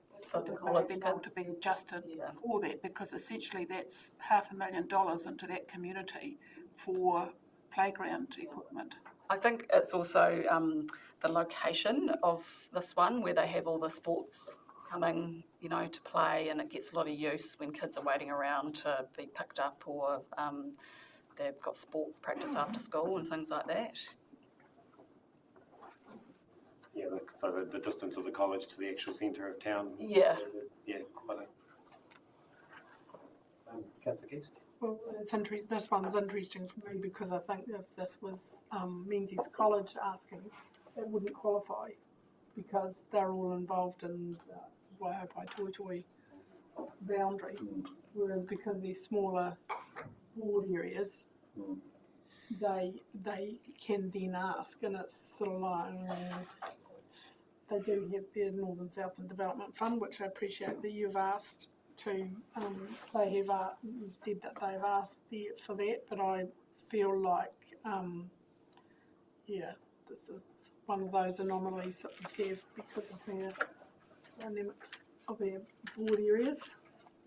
Well, I was going to have a wee grizzle about that too. We're sort of quite disadvantaged because our neighbours, Gora and ICC, we don't have another community board to cooperate on an initiative with. So I don't think anything in Waihopai Toitoi would ever qualify. Yeah, so it gets to the fundamentals of the actual fund itself. Councillor Rudden? No, I thought there were some changes coming around the district initiatives fund. We did kind of decide to take out that two community board. We talked about that last week, didn't we? With I guess if something did come in from Waihopai area, we'd have to look at the application as a whole and see if, assess the benefit to the region. Would it be safe to say there is flexibility from us, given it's our fund, to actually make an exception on a case like this? Absolutely, yeah. Okay. Would that reach our table though, if it didn't meet that application criteria at the start? If they can demonstrate in the application that there is regional benefit, yeah, absolutely, it would come here, yep. So rather than it make an exception, make it across the board. I think the challenge is you've got that community partnership fund, which is directed to, so this is that kind of, so it has been broken down into those two separate ones for ones that are just for that board area through the community board, and then the wider district one through council. So It sort of leaves Ariti in a hole like Waihopai Waihopai, doesn't it? We're in, There's 3 of our community boards in that position. yeah. Councillor Menzies? It just makes me wonder if we change this from 2 across 2 wards to 1, then there's not really a lot of difference to going to a council.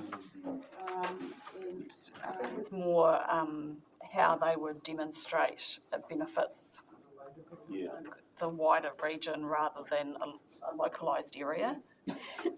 When we asked them to deviate from what we're discussing today as well, we were looking at the principles, which is not, that's important, but I think maybe we do need to have a wider look, but I think we can't look at this one in isolation. We need to look at the community partnership one too, which will involve conversations with the boards. A recommendation ahead to probably look at the criteria for both of these, because I've been struggling with some of these that have come through. Yep. So going back to the amount, so they're requesting 3,000 out of a total of 166. So I sense a bit of discomfort around that kind of the principle of what's happening there. But in terms of the actual project itself, are we comfortable with what they're asking for out of the funding that we've got, or are we thinking maybe not so much with this one? Or so I assume comfortable unless otherwise. I am comfortable unless otherwise. I'm happy to defer to someone who has more localized knowledge on this one. Still back A long way to go. Yeah. So I'll move on to the Field and Endurance and Adventure Racing Society. These things are, the people that partake in these are pretty incredible, and noted, I can't remember his name now, escaped me, but the Lumsden local that won in the sports awards, Mitchell. Is it Flynn or Flynn Mitchell? Flynn Mitchell, yeah. Lumsden local, but these kinds of things are pretty out there, and that God zone, I think, actually got him into it in the first place. Councillor Spraggan, Councillor Rudd. Yeah, for me, this one doesn't fit. The same as the Rakiura run on the island. They get no community funding. We don't fund them in any way. The run has to run itself. My questions were, all this come to the table annually. There's some high players in this, some worldwide sponsors, and the competitors that are coming to Te Anau. These guys are travelling the world to come and do this race, which is great, but why isn't the cost passed on to the competitors? I'm all for it. I think it's an amazing thing to happen, but those were my notes around it. But Sarah, do you want to talk to it? Or? Yes, I can talk to it to a degree, because I had some queries around it as well. They have, well, firstly they've got substantial funds in the bank account. Secondly, one of my queries, they've put this photographic presentation in, but it's from an overseas photographer, so it's not local. And yeah, I do think that when you do look at GOSO and you look at the Kepler Challenge and the Grunt, they are self-funding. Motu Tapu always was. Yeah, I mean, similar along the lines, I took what they're asking for is for this promotion to promote Southland, and I wonder if that's actually something where it's the connection with Great South, and it's not necessarily a grant from us, but it's another conversation. How does Southland benefit from the event? And there might be another avenue rather than the grant, because I think there's definitely benefit, and having some of those competitors just in the area, seeing them, that's huge. But I think the promotion of it, promoting Southland, that's connecting back to the stories that we heard this morning. So to me, it's a bit not quite in the fund. I love the idea. I think the, oh, sorry, Sarah. I was just going to say, I think this photographer is based in the US and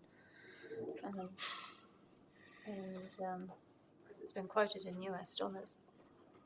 Therefore, they would have to travel as well, so there must be cost of travel incorporated in there too. Yes, good local photographers. And I do know that the Magnus family, I don't know that Chelsea and Jason live in the country now, I'm not sure. Andy definitely does, because he's Tiana based and he's been very instrumental in the climbing wall. But I'm not sure about the southern as well. Did you want to comment on? I was going to say, I think the funds in their bank account are tagged to other projects. The climbing wall will definitely be tagged. To other more local, Just not sure. smaller events that they do. Yeah. And I mean, the event will definitely happen regardless of this funding, you know, all their competitive fees and things. I think that's, yeah, to enhance it where they can. And I think like noting that, I mean, they're asking for 1% of the total project cost, which might not be material in it going ahead or not. And so the question for us, I guess, is where does this stack up without, we've got very competing funding requests from multiple sources. So you don't want to penalise someone for only asking for 1% because we challenge people that ask for too much as well. But I think, yeah, Councillor Running. I'll just endorse what you said, Rob, and I'm uncomfortable with this. So is a general feeling discomfort with giving them anything? Is that more than getting lots of nods? Does anyone want to give them the funding? I think part of this as well is how we reject them, for want of a better word, and give them that constructive feedback that we really support what they're doing. But not so much there. So are we happy to scratch that one out? I think John's comment and the chart, the other two key races are probably the strongest. Yeah. I think there's other ways to enhance the competitor. I mean, this could go back to the local community board. If this event happens, is there stuff in your community you can do to link it in? When I look at things like catering at the finish line, you know, there'd be quite a number of local groups, I would think, that would be quite happy to do something. You know, the Lions or Rotary.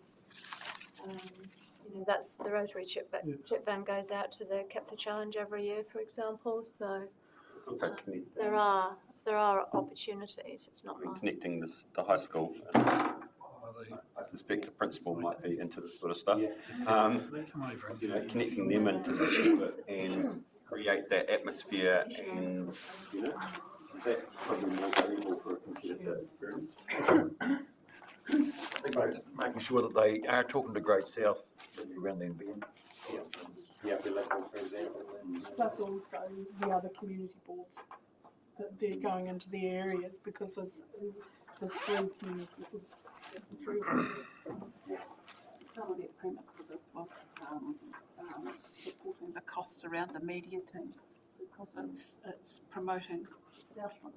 As well as the start-finish venue and the catering. I think, you know, that can be included in their costs. Well, I think we think about this criteria and overall. So we'll scratch that one. We'll move on to the Loss and Grief Support Trust Southland. So asking for total project cost of 467 and asking for 12 and recommendation of 10. Comments, questions on this one? Thank you. I was looking, they said they covered 20% of their clients are in the rural area. I'm wondering what 20% of how many? Does someone find that in their application? 1 moment.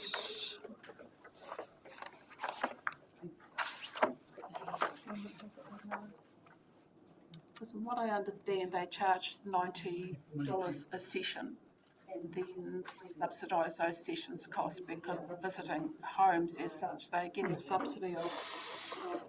So they've got 350 total, 75 from SDC area. Right. So are we comfortable with that level for $15,000, I guess, is one of the questions I'd ask. but given the nature of the work that they do, it's probably quite important. Councillor Menzies? Yeah, just to note, I think that it works out about $22 this officer's subsidy to their client costs, and that Loss and Grief go out and visit these people in homes, which is a change from many of the other organisations, so that they don't have to travel. Yeah. Yeah, 75. I fully support it. So we're pretty comfortable with this one across the room. Cool. This next one, Presbyterian support. I find this quite interesting. It's kind of an unfunded mandate coming from government stops funding something, so then they come to local government, which is no disrespect to them because they're funded, but it's another case of us picking up the slack from Councillor Menzies. Thank you. Yes, it's probably just noting the trend that a lot of the NGOs still continue, but the government has funding from many of these organisations, and the cumulative impact of that means significant reduction across the level of services that some of which includes the rural area. But within that, we are not able to support the ongoing operational level of these organisations, much as we might like to be able to. So I don't think it's sustainable to keep funding these organisations in the future because of that change. I think what Presbyterian Support Services have done is already responded to that reduction in funding. So they have reduced staff already, and then I think there was a further loss of funding. So I'm quite happy to support this on the basis it enables them to transition to a new organisation that has the certainty around funding may look quite different, because they have traditionally gone out of their contractual areas to offer support in the Southland areas such as Te Anau and other places, it's been funded from Presbyterian Support's own funding, which is obviously getting tighter as well because I've put a cap on their funding. So I guess it's just a comment around that. It's a one-off from these organisations who may be struggling in this way, but I'm concerned about the future of the support services into the Southland District Council. $4.5 million total project cost. That's Any other comments? I'm going to comment. I support what Christine said, because I think what will happen is, as organisations that are based in the city contract, the first things they're going to lose, they're going to go, well, we can still do 100 kids in Invercargill for this much, but it costs this much more to go out, and we're going to lose it quicker than the social service sector is getting slammed. It's pretty scary. Yeah, a very valid point. Councillor Ruttencourt? I'll just make a comment to that too, and Christine articulated it really well, but is it an opportunity to actually send something through to government and saying this is what's falling on our laps here, and how do we sustain these services in Southland and wide without any funding from central government? Yeah, I mean, potentially, it's that advocacy piece and whether that's happening through the likes of Presbyterian Support, all those organisations. I mean, you see Kai in the paper this morning losing their funding as well. So there is a wider picture going on, and yeah, we may play a role in an advocacy piece around that. We need to speak up sooner than later, but potentially we will get told we don't fund the wellbeing. Yeah, fits into that. I missed that book. What's the school lunches. So feel like there's general support for Presbyterian Support. Yes. Cool. Southland Community House.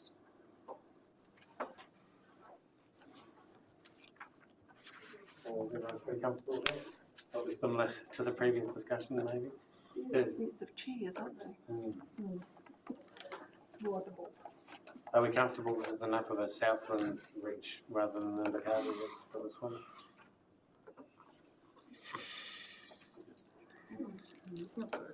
If I was cutting, I'd cut it.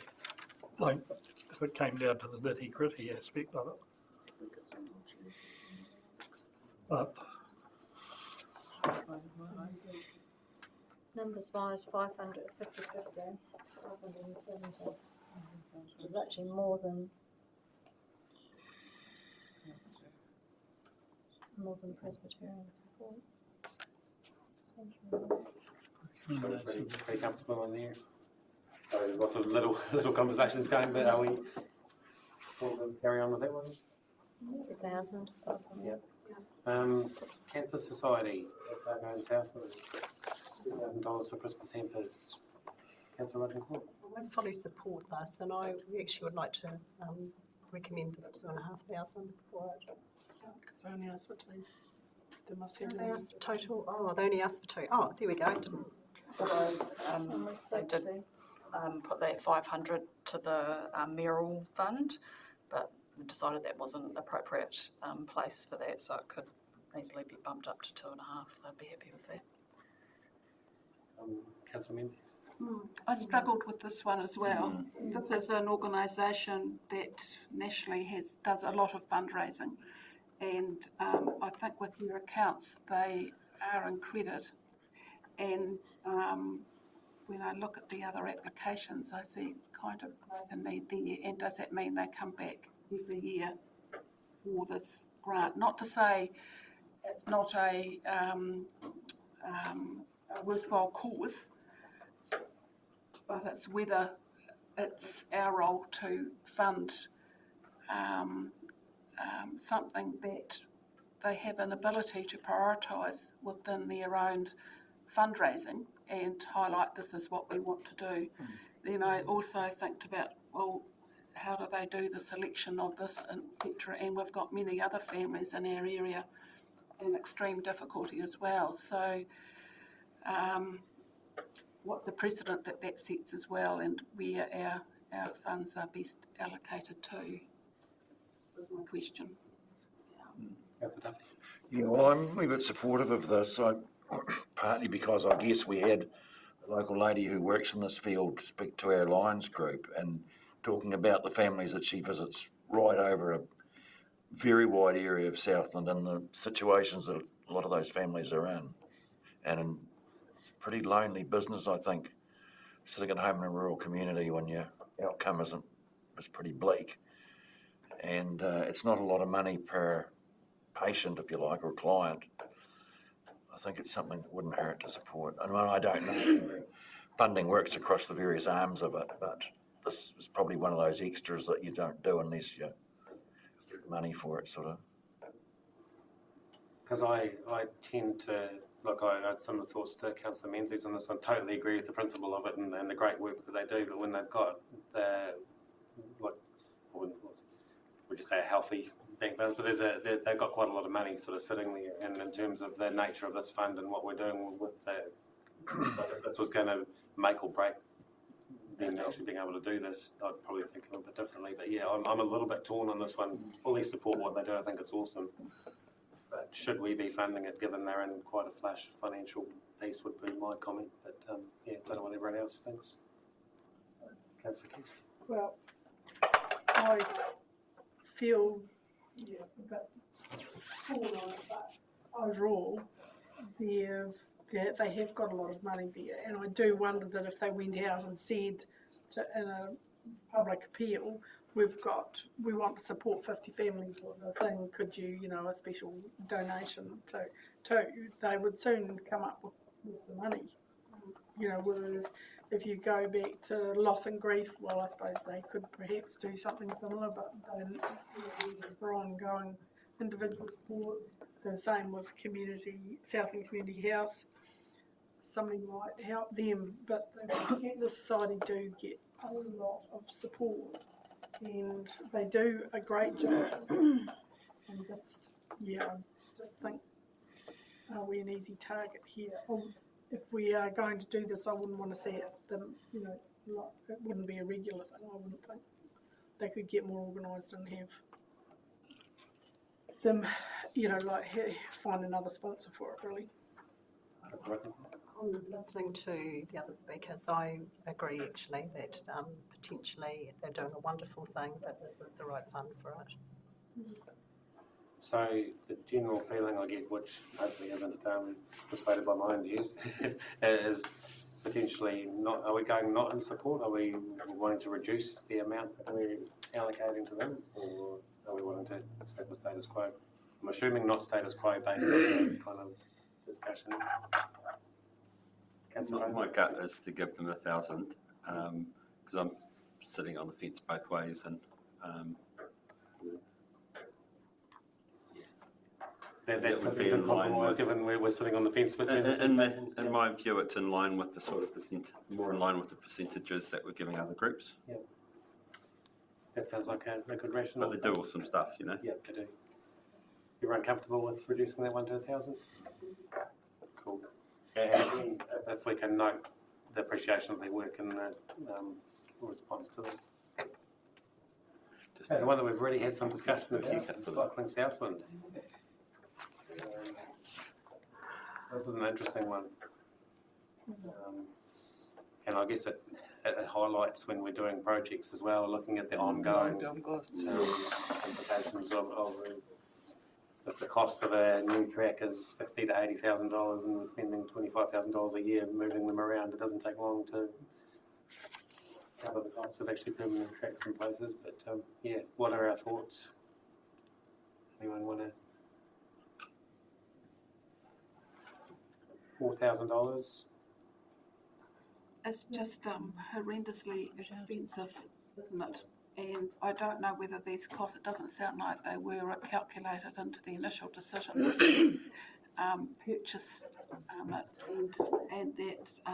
longer term, you know, some of these communities, a permanent track established if you add all this up, and I don't know what their future program is because this year, so next year, and there may be another 4 communities. Have Tiana got a pump track? Yes. How many communities are we looking at in Southland that will have a visit that will cost 4,000 or more to transport each time? And also thinking about the local communities, it sounds like you know, if there was, for example, a local transport firm who would support the transport of the track to their community, we don't know that either. But it may be a specialised truck, but can any truck do it? On the other hand, can't have such a facility sitting there not being used, so it becomes a white elephant. So is there a middle ground somewhere that someone?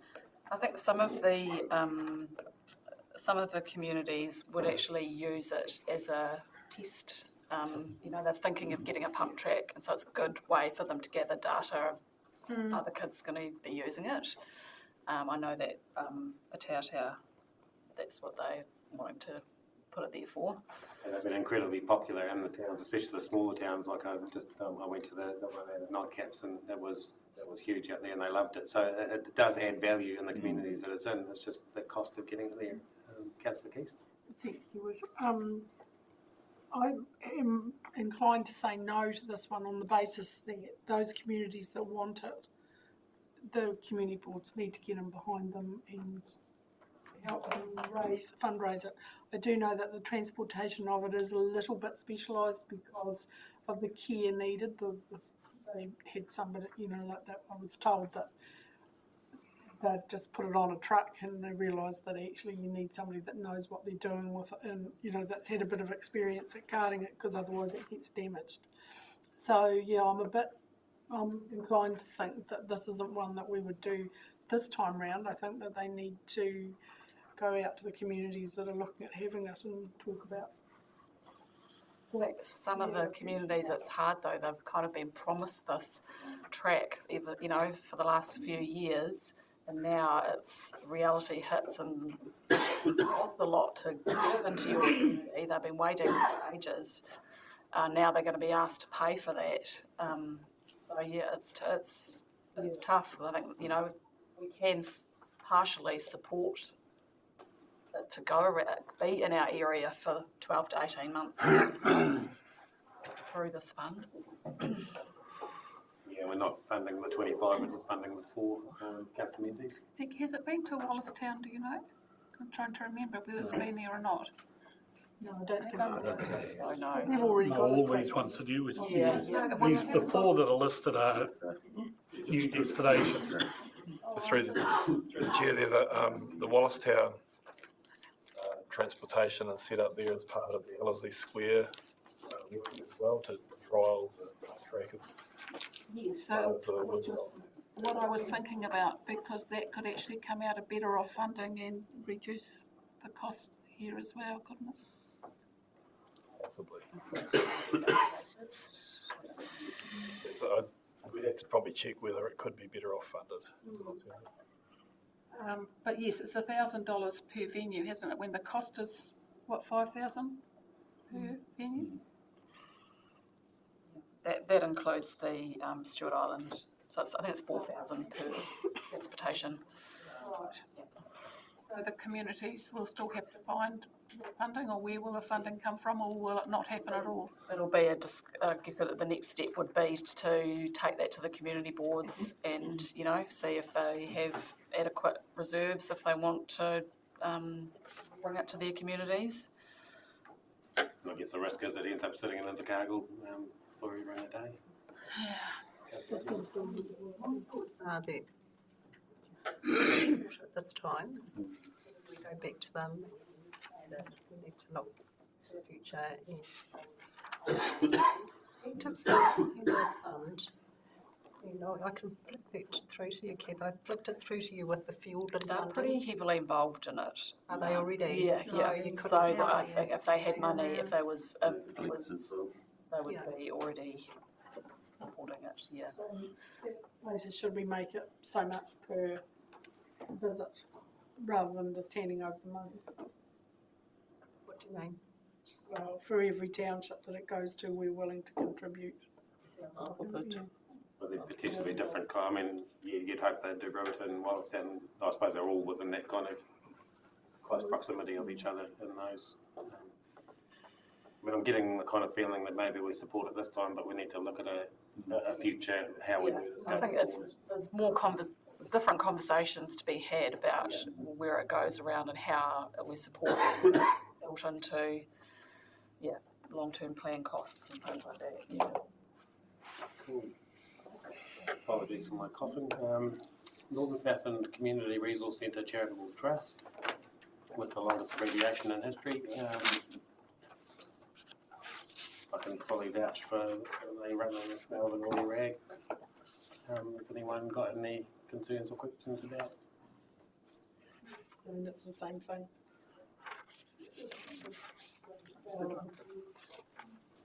Southland Multicultural Trust for the Food Festival in March 25. We'll just decide. Go to someone. Councillor Duffy? Oh, I just think they could promote it a bit better than they did last year.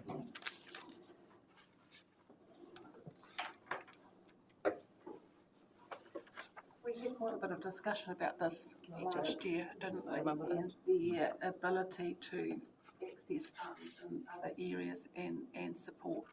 And this is an annual event, which I think is in the interest of the community to hold. And I've been to the event a couple of times, and there's always lots of people coming in. I think it was a gold coin donation. I think it might be free. Sorry? I seem to think it was free. Well, it's free, but there's a... Yeah, they need to be Yes. charging. Yes, But it's that venue. Yes, that was my my other comment.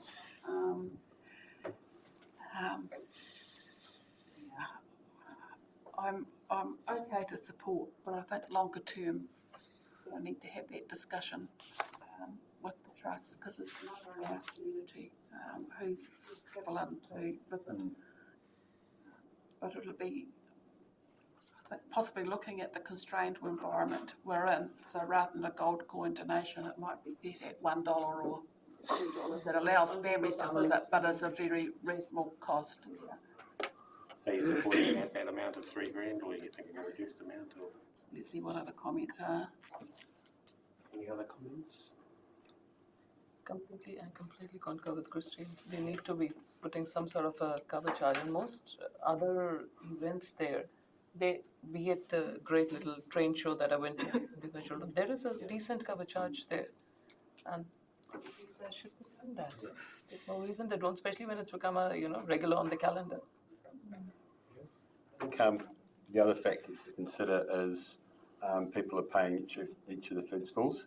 So, I mean, I went with the kids, and it didn't become a cheap event because you're buying here and you're buying, so there's all those costs around it. So people are still paying, but you're paying to stall holders. So it's not free.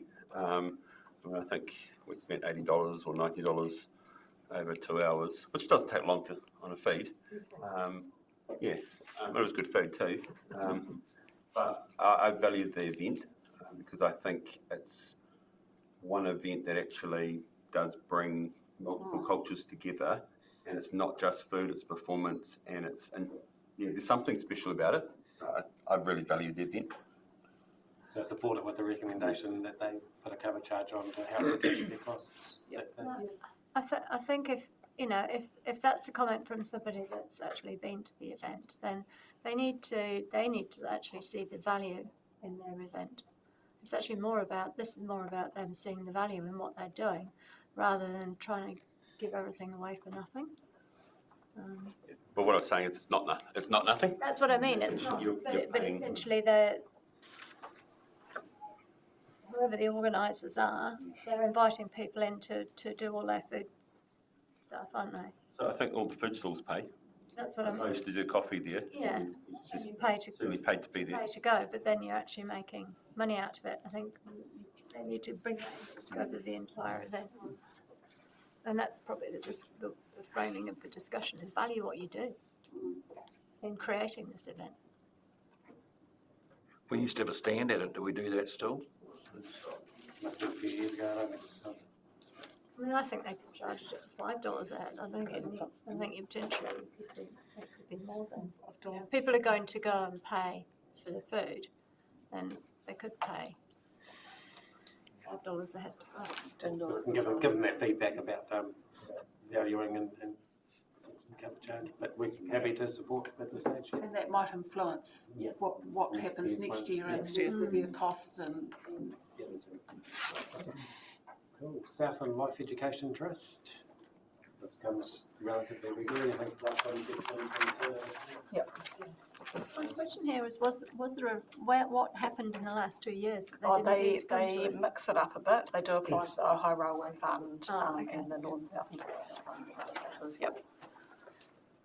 Very comfortable. We support it. It has a wide circle of influence. There's one that Stewart Island can participate in because our kids go to Bluff. Yeah, right. Yeah, it's cool. So lots of loves around that one. Surfing for farmers. I'd like to speak to this. So, Surfing for Farmers is held in 25 locations New Zealand wide. Rabobank, they have it all over their website. And I spoke to Mike McCutcheons around Surfing for Farmers in Southland and how it operates, and he said it's up to Southland to fund it themselves. My biggest concern, and I've spoken to this before, is I'll put it out there, Rabobank made a $218 million profit in 2023, and how much of it goes back into the community. And I think we should be going back to Rabobank and saying to them they've got a community initiatives fund which funds Southland and Otago $800,000 per annum. Are we in the, should it be coming from this fund, basically? I think they've got major resources, they're a big player. How much of that profit stays in New Zealand? They get the kudos for it, along with their bank managers. I've got their bank manager out tomorrow. I will discuss it again with her, but I'd love everyone else's thoughts on it. And they come to us annually. It's a wonderful, wonderful thing, and I fully support it, but should we be funding it? I can't go. This happened 10 minutes up the road from us at Tutapi in one of the 25 venues. We don't get any advertising for it. On their website as well, at different places wherever I see, it's written supported by Balance, Bailey's, Beef and Lamb, Jarden and Rabobank. Let one of them pick up the tab. The ones who actually get the, the social kudos and promos out of this. And again, that feels really rough to be saying that in a season where farming is being hammered. I support this initiative, but it is, I almost feel like people are being misled. Who funds part of this? Councillor Geist. A great initiative, and farmers need all the support they can get. I think that we need to do a better job on asking them to promote the fact that we have supported it, and we, in their application, they are asking us to come along, councillors, to come along on any given night and be there and participate, or just enjoy the fun too. So yeah, you agree that Rabo Bank's all over it, supported by them. We need to muscle in there, and I don't mind giving them it's at $1,500. We need to make the most of the support we're giving them, or the ratepayers are giving them. But like it's a little bit back to people that often don't get much out of council, I suppose.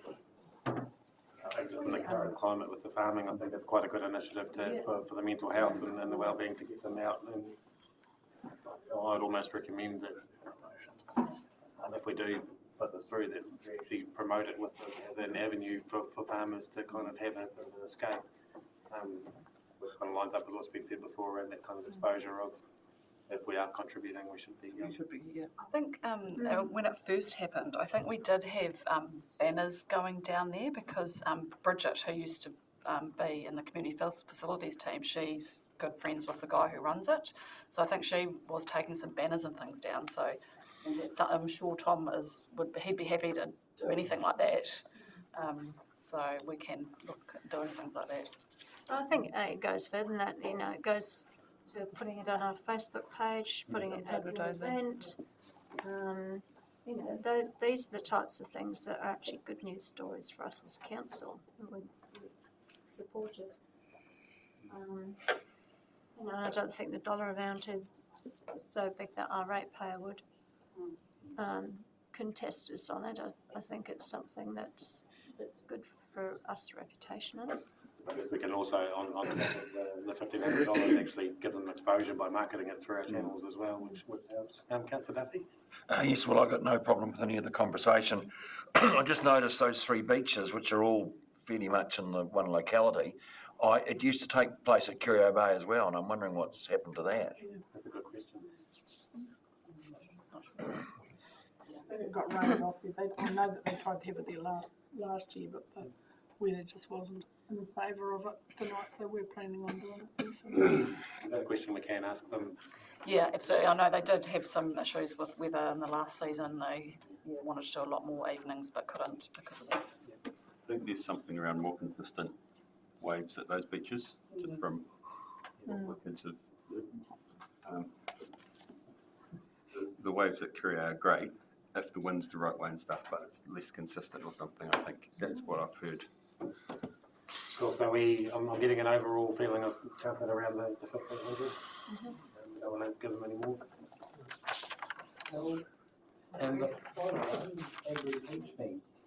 Sounds like a pretty good initiative. It's a new one. Any comments, Councillor Bacron? Yes. Number one, online classes. How do we ensure where is the spread of the students? And number two, Ministry for Ethnic Communities funds endless English language classes. Have they gone to them? This should not be our job here. Are you able to answer any of? No, I don't know how. Because I just wondered the precedent we are setting here. This one. Yeah, I think there is a very dedicated venue, and if this is the amount, I see no problem that the ministry has $4.2 million a year that it's giving out, and English language lessons is one very clear point that they have no problem funding. So I wonder if they are aware of this, that is an option available to them. What are other thoughts around that? I quite like the fact that it's actually a new thing, because I always think district initiatives, it's kind of like indicating, oh, we're supporting something new, supporting it to get started. So in that regard, but yeah, there's definitely other classes and stuff out there, but yeah, I just like that it's supporting something new. So if we take on board the two comments so far, we could almost fund them this time, highlighting their ability to potentially reach out to the government going forward. So this becomes a one-off, and we're supporting an initiative that's come up. Absolutely, we make it clear this is a one-off. Yeah. Yeah, happy with that. You're okay with that? Well, we've got through the 12 pretty unscathed. So I'll go to the recommendation. Double check that we've got these numbers right now. So, I'm scribbling. So, I'll just go to E and we'll just make the adjustments that we've done so far. So, Northern Southland College was staying as it was. Fieldland was scratched. Oh, my cat follows me around. My 16-year-old follows me around the house. Meow, meow, meow. I never feel alone. Matt, I can hear your phone call. Thanks, Matt. Loss and Grief Support Trust, $10,000. Presbyterian Support, $4,000. House, $1,000. Cancer Society, $1,000. So reduced from 2. Cycling Southland, $4,000. Northern Southland Community Regional Charitable Trust, $5,000. Multicultural, $3,000. Life Education, $5,000. Different Farmers, $1,500. Agri Teach Me, $2,500. Have I got all that right in the notes? Okay, multicultural. Okay, so we've got our recommendations here through to E with those amendments. Someone in a position to move those? Councillor Ruttenclaw, seconded by Councillor Graney. Any further discussion on those? Hopefully we don't have to step through them all again. With there being none, I'll put the motion. All those in favour, please say aye. Anyone against? That is carried. Thank you. Through the chair, before we leave that item, thinking about picking up on your criteria discussion that you'd like to have. How does you do have a meeting program 29th of January next year, given we're nearly at Christmas, does that sort of sound? I'm away all of January. Well, there we go, Kath away. Get that. Yeah, does that sort of timeframe, maybe it could be early February. I mean, we're getting close to the March cut off then for the fund, but does that sort of sound reasonable to come back to you to clarify some of the criteria work for you? That would be amazing. There's 2 fundings coming from Arete into the next District Initiatives Fund from 2 schools, so it would be great to have that conversation. Thanks, Kath. Thanks, Kath. Okay, our next item on a similar flavour. Find my page.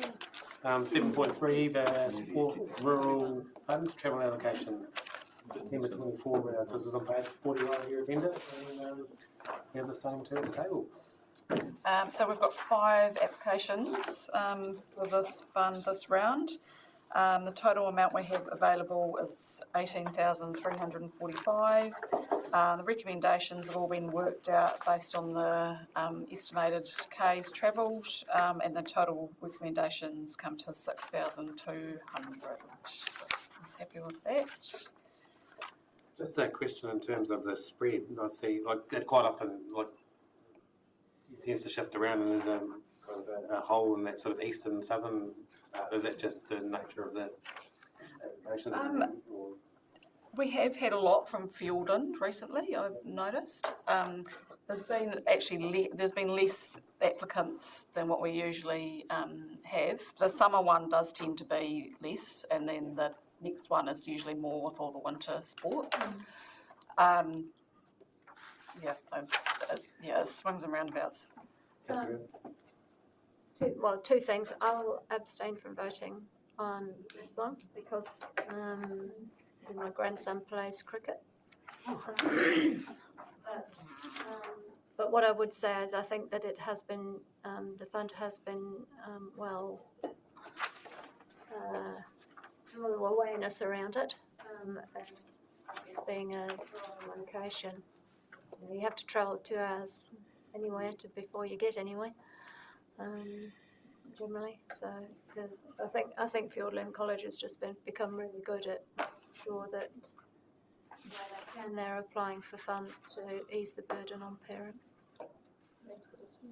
Is it something that we need to routinely just advertise around, or do we advertise the schools every time this comes up? Or We don't specifically go into the schools. I think most of the schools are aware of it and they put in regular applications. But it's definitely, I'm aware that the numbers have been a little bit low, so I know I would go out next round to everyone who's applied before in all the schools. That is my plan, to make sure they do know about it. Just thinking if they have staff changes and that sort of thing, they won't lose that awareness. So I've got Margie, Christine, and then Matt. Thank you. Through you, Rob. The pot of money next time is more significant, isn't it? 12,000. I'll just talk. Normally we have Central Southland College, and they usually do the March round. Okay. Oh yeah, no, that's fine. I was thinking like the TOCS sport was out. Andrea's onto it. Yeah, my comment was a lot of the same that's just been discussed, but I wonder if we can just provide an update on this out to the community boards so they're aware of the fund and where it's been distributed, and they may themselves have other connections that they can let people know that's available and the amount of money that's sitting there, but recognising there's a winter round as well, which appears to be more popular. Councillor Wilson. Oh, Mr. Wilson. It's just an open thought.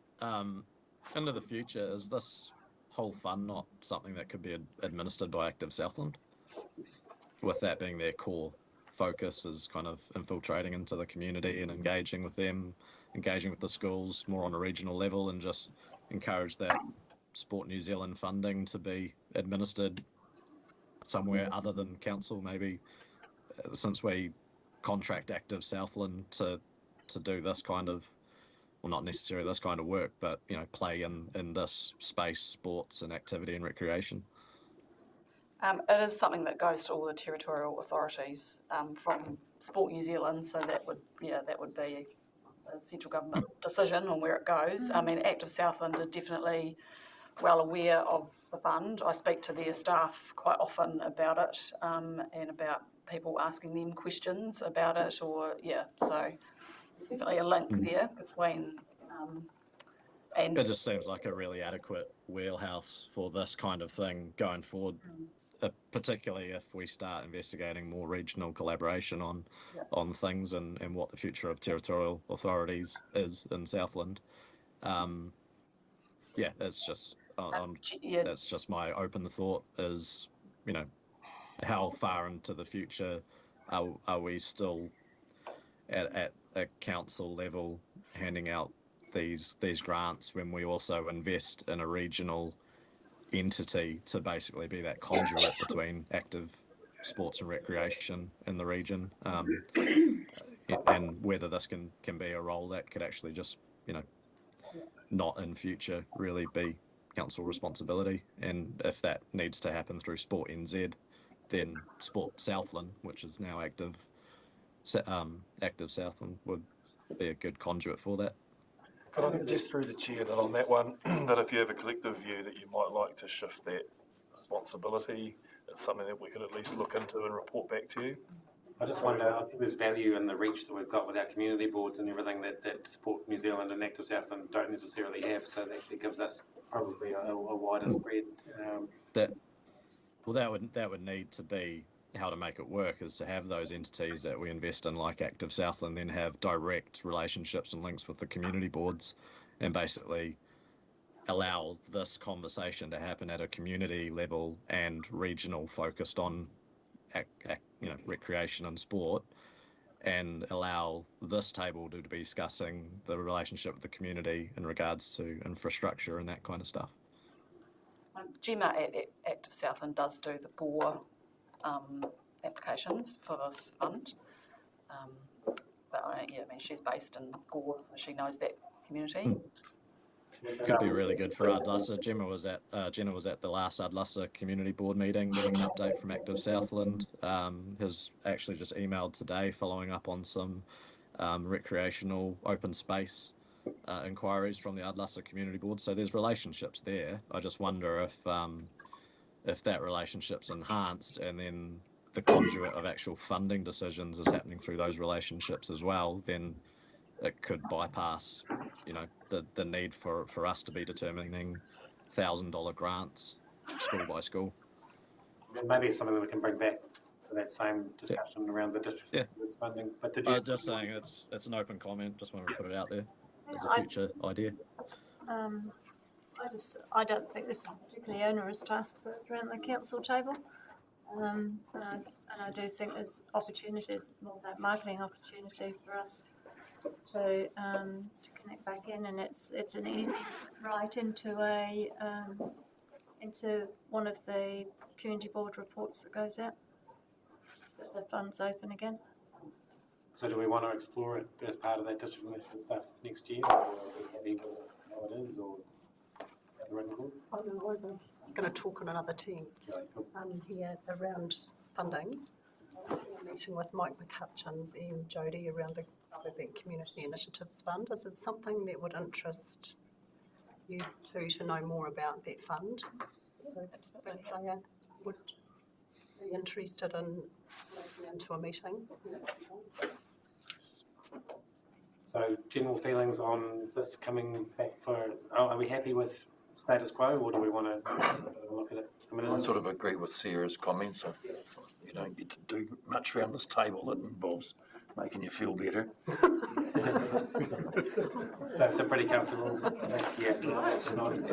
Thanks for raising that matter. Okay, so we've got our recommendations here that were received. The application of the Tiana Cricket Club, Northern Southland College, Field and Hockey, Field and Swimming, and Riversdale Tennis, and we approve the allocation of funds of $1,500 to the cricket club, $1,000 to the college, $1,200 to Field and Hockey, $1,500 to Field and Swimming, and $1,000 to Riversdale Tennis, and that we approve the financial report for the Sport New Zealand Rural Travel Fund as at 30th of September 2024.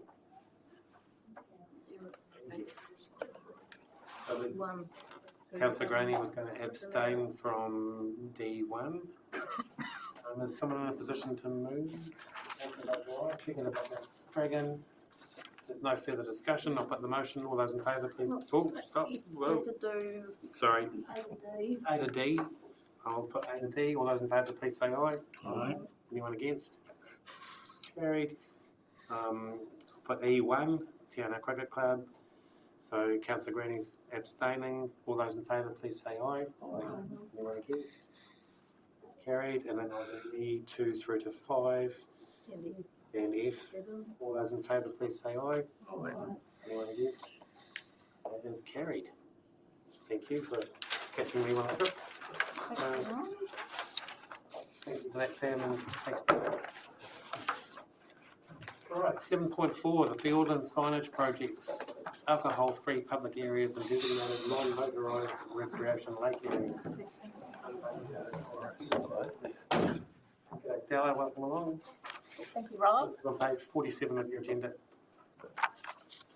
So the purpose of this report is for council to consider approving the Field and Community Board's request for the unbudgeted expenditure of up to $20,000 to install signage in Fiordland, highlight the alcohol-free public areas and the non-motorised zones on the Tianau and Manapori lakes. They're both collaborative projects. The board has been working with the Tianau Police and with also our council health and environment team on signage, the alcohol signage and flyers for bottle stores. They've also been collaborating with DOC and Environment Southland, really to enhance their swimmer safety and the boating behaviour. The current sign there is ambiguous and out of date, and the board sets an opportunity to also incorporate messaging about drones, which has become a bit of an issue. So we know signs are capital expenditure and the board doesn't have the delegated authority to approve that unbudgeted expenditure for that. So they're asking for up to $20,000 and they've got sufficient funds in their board reserves and would like your support. This is an example of potentially a report that in an ideal world wouldn't come to council because the delegation should lie with the board. And my thoughts are we should be supporting the board. But if there's any contrary views around the table. I'm happy to move it. Yeah. Moved by Councillor Ruddenclaw, seconded by Councillor Keast. If there's no further discussion, have you got your hand up, Matt? Sorry, I'm trying to see the top of the screen. I was actually going to ask the question of kind of what you mentioned of, like, is there room for future discussion on whether delegation for this kind of expenditure can be applied to the board? Because reading this report, the community board has done all the work. Is in 2024 delegation to be able to make unbudgeted expenditure for capital works up to 20,000, not something that the board could be able to do. I'm just interested to know whether there's that opportunity to look at those delegations. I'm looking at Sam and or Cameron now. And Roberti, sorry. Through you, the answer is yes, and I'm just not sure when. Probably we should look at it again in the Mediterranean. There is, I know Anne's not in the room. Oh, she is, I beg your pardon. And I'm a bit, I can't just remember. Sometimes the funds are sitting with the community board, but they actually belong to council. There's some tests around that, but my view is that the delegations, as part of our building a better connection with local decision making, the delegations to the board should be increased. That's my personal view. Council ultimately will decide that. I agree too, and yeah, just look forward to that conversation coming up some point. And just to, I can't promise that that's going to be a particularly soon conversation. Sorry, the grammar's wrong. We've got quite a few other things that are taking priority at the moment. But it's good that it's in the mix. And Councillor Graney, you had a question? Yeah, I just wanted to thank Stella for all her work in this space. She's worked with, pulling together all the necessary meetings with all these various parties, and Diane's involvement as chair as well. So I think. Thank you. So we've had it moved, had it seconded. I'll put the motion. All those in favour, please say aye. Aye. Anyone against? It is carried. Thank you.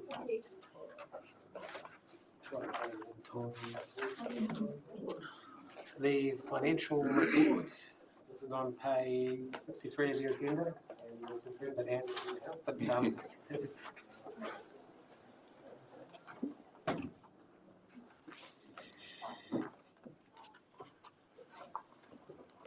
I believe we had Joe coming to.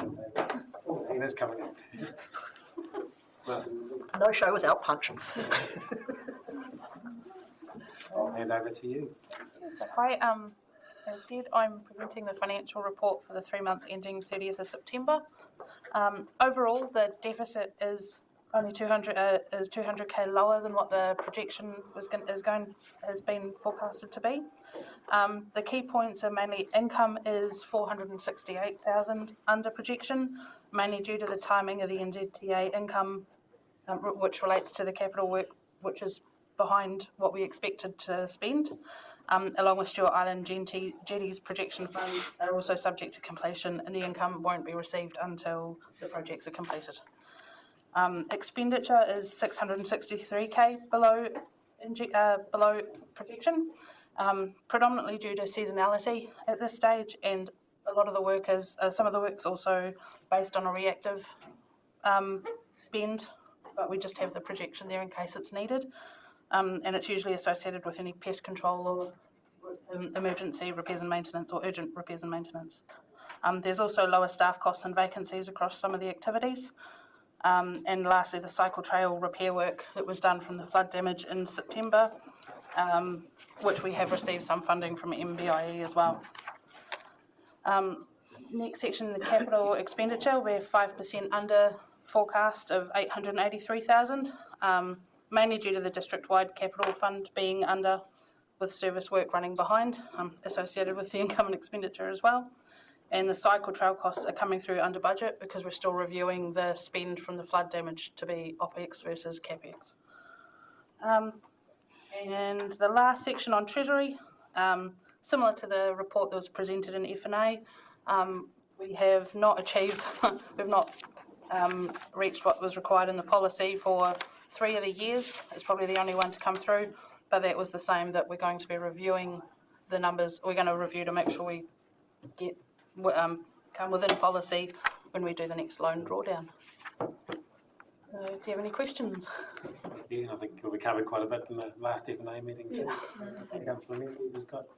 Oh, it's just a question around the cycle trail costs, because there's that income is the expenditure is under budget because we had money coming in through the flood. So the cycle, so therefore the maintenance didn't need to be done. The operational sides are over budget, but the capex is under, so the two offset. So we were fully funded by MB for the repairs that had been done due to the flooding in September. I have to come back to you on that one. I'm not 100% certain. I'm sorry. I can find out. I thought we got the full funding from to undertake the repairs rather than being a cost to the ratepayer. Yeah, I believe we did, not with 100% certainty, but I'm pretty sure. Yes. And then, overdue to funding that early. Okay, thank you. Councillor Guest. Thank you, Worship. It's probably not a question for finance so much as maybe for Cameron, as to regarding the staff we're short on staff numbers to suck up the budget.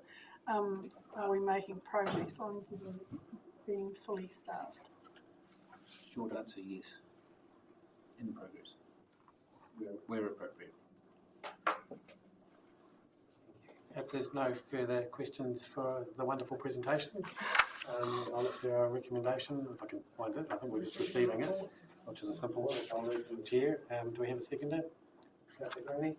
All those in favour, please say aye. Aye. Anyone against? That is carried. Thank you, Joe. Thanks, Sam. Okay, we're now into the public excluded part of our meeting. So we've got items C8.1, C8.2 and C8.3. So the Southland Regional Heritage Committee, current appointments to council organisations and appointments to council organisations policy adoption, with the reasons outlined on page 81. Someone happy to move based on those reasons we're going to public excluded? Councillor Menzies, seconded by Councillor Keast. There's no discussion on that. I'll put the motion. All those in favour, please say aye. Aye. Anyone against? That is carried. So I'll just wait for us to go offline.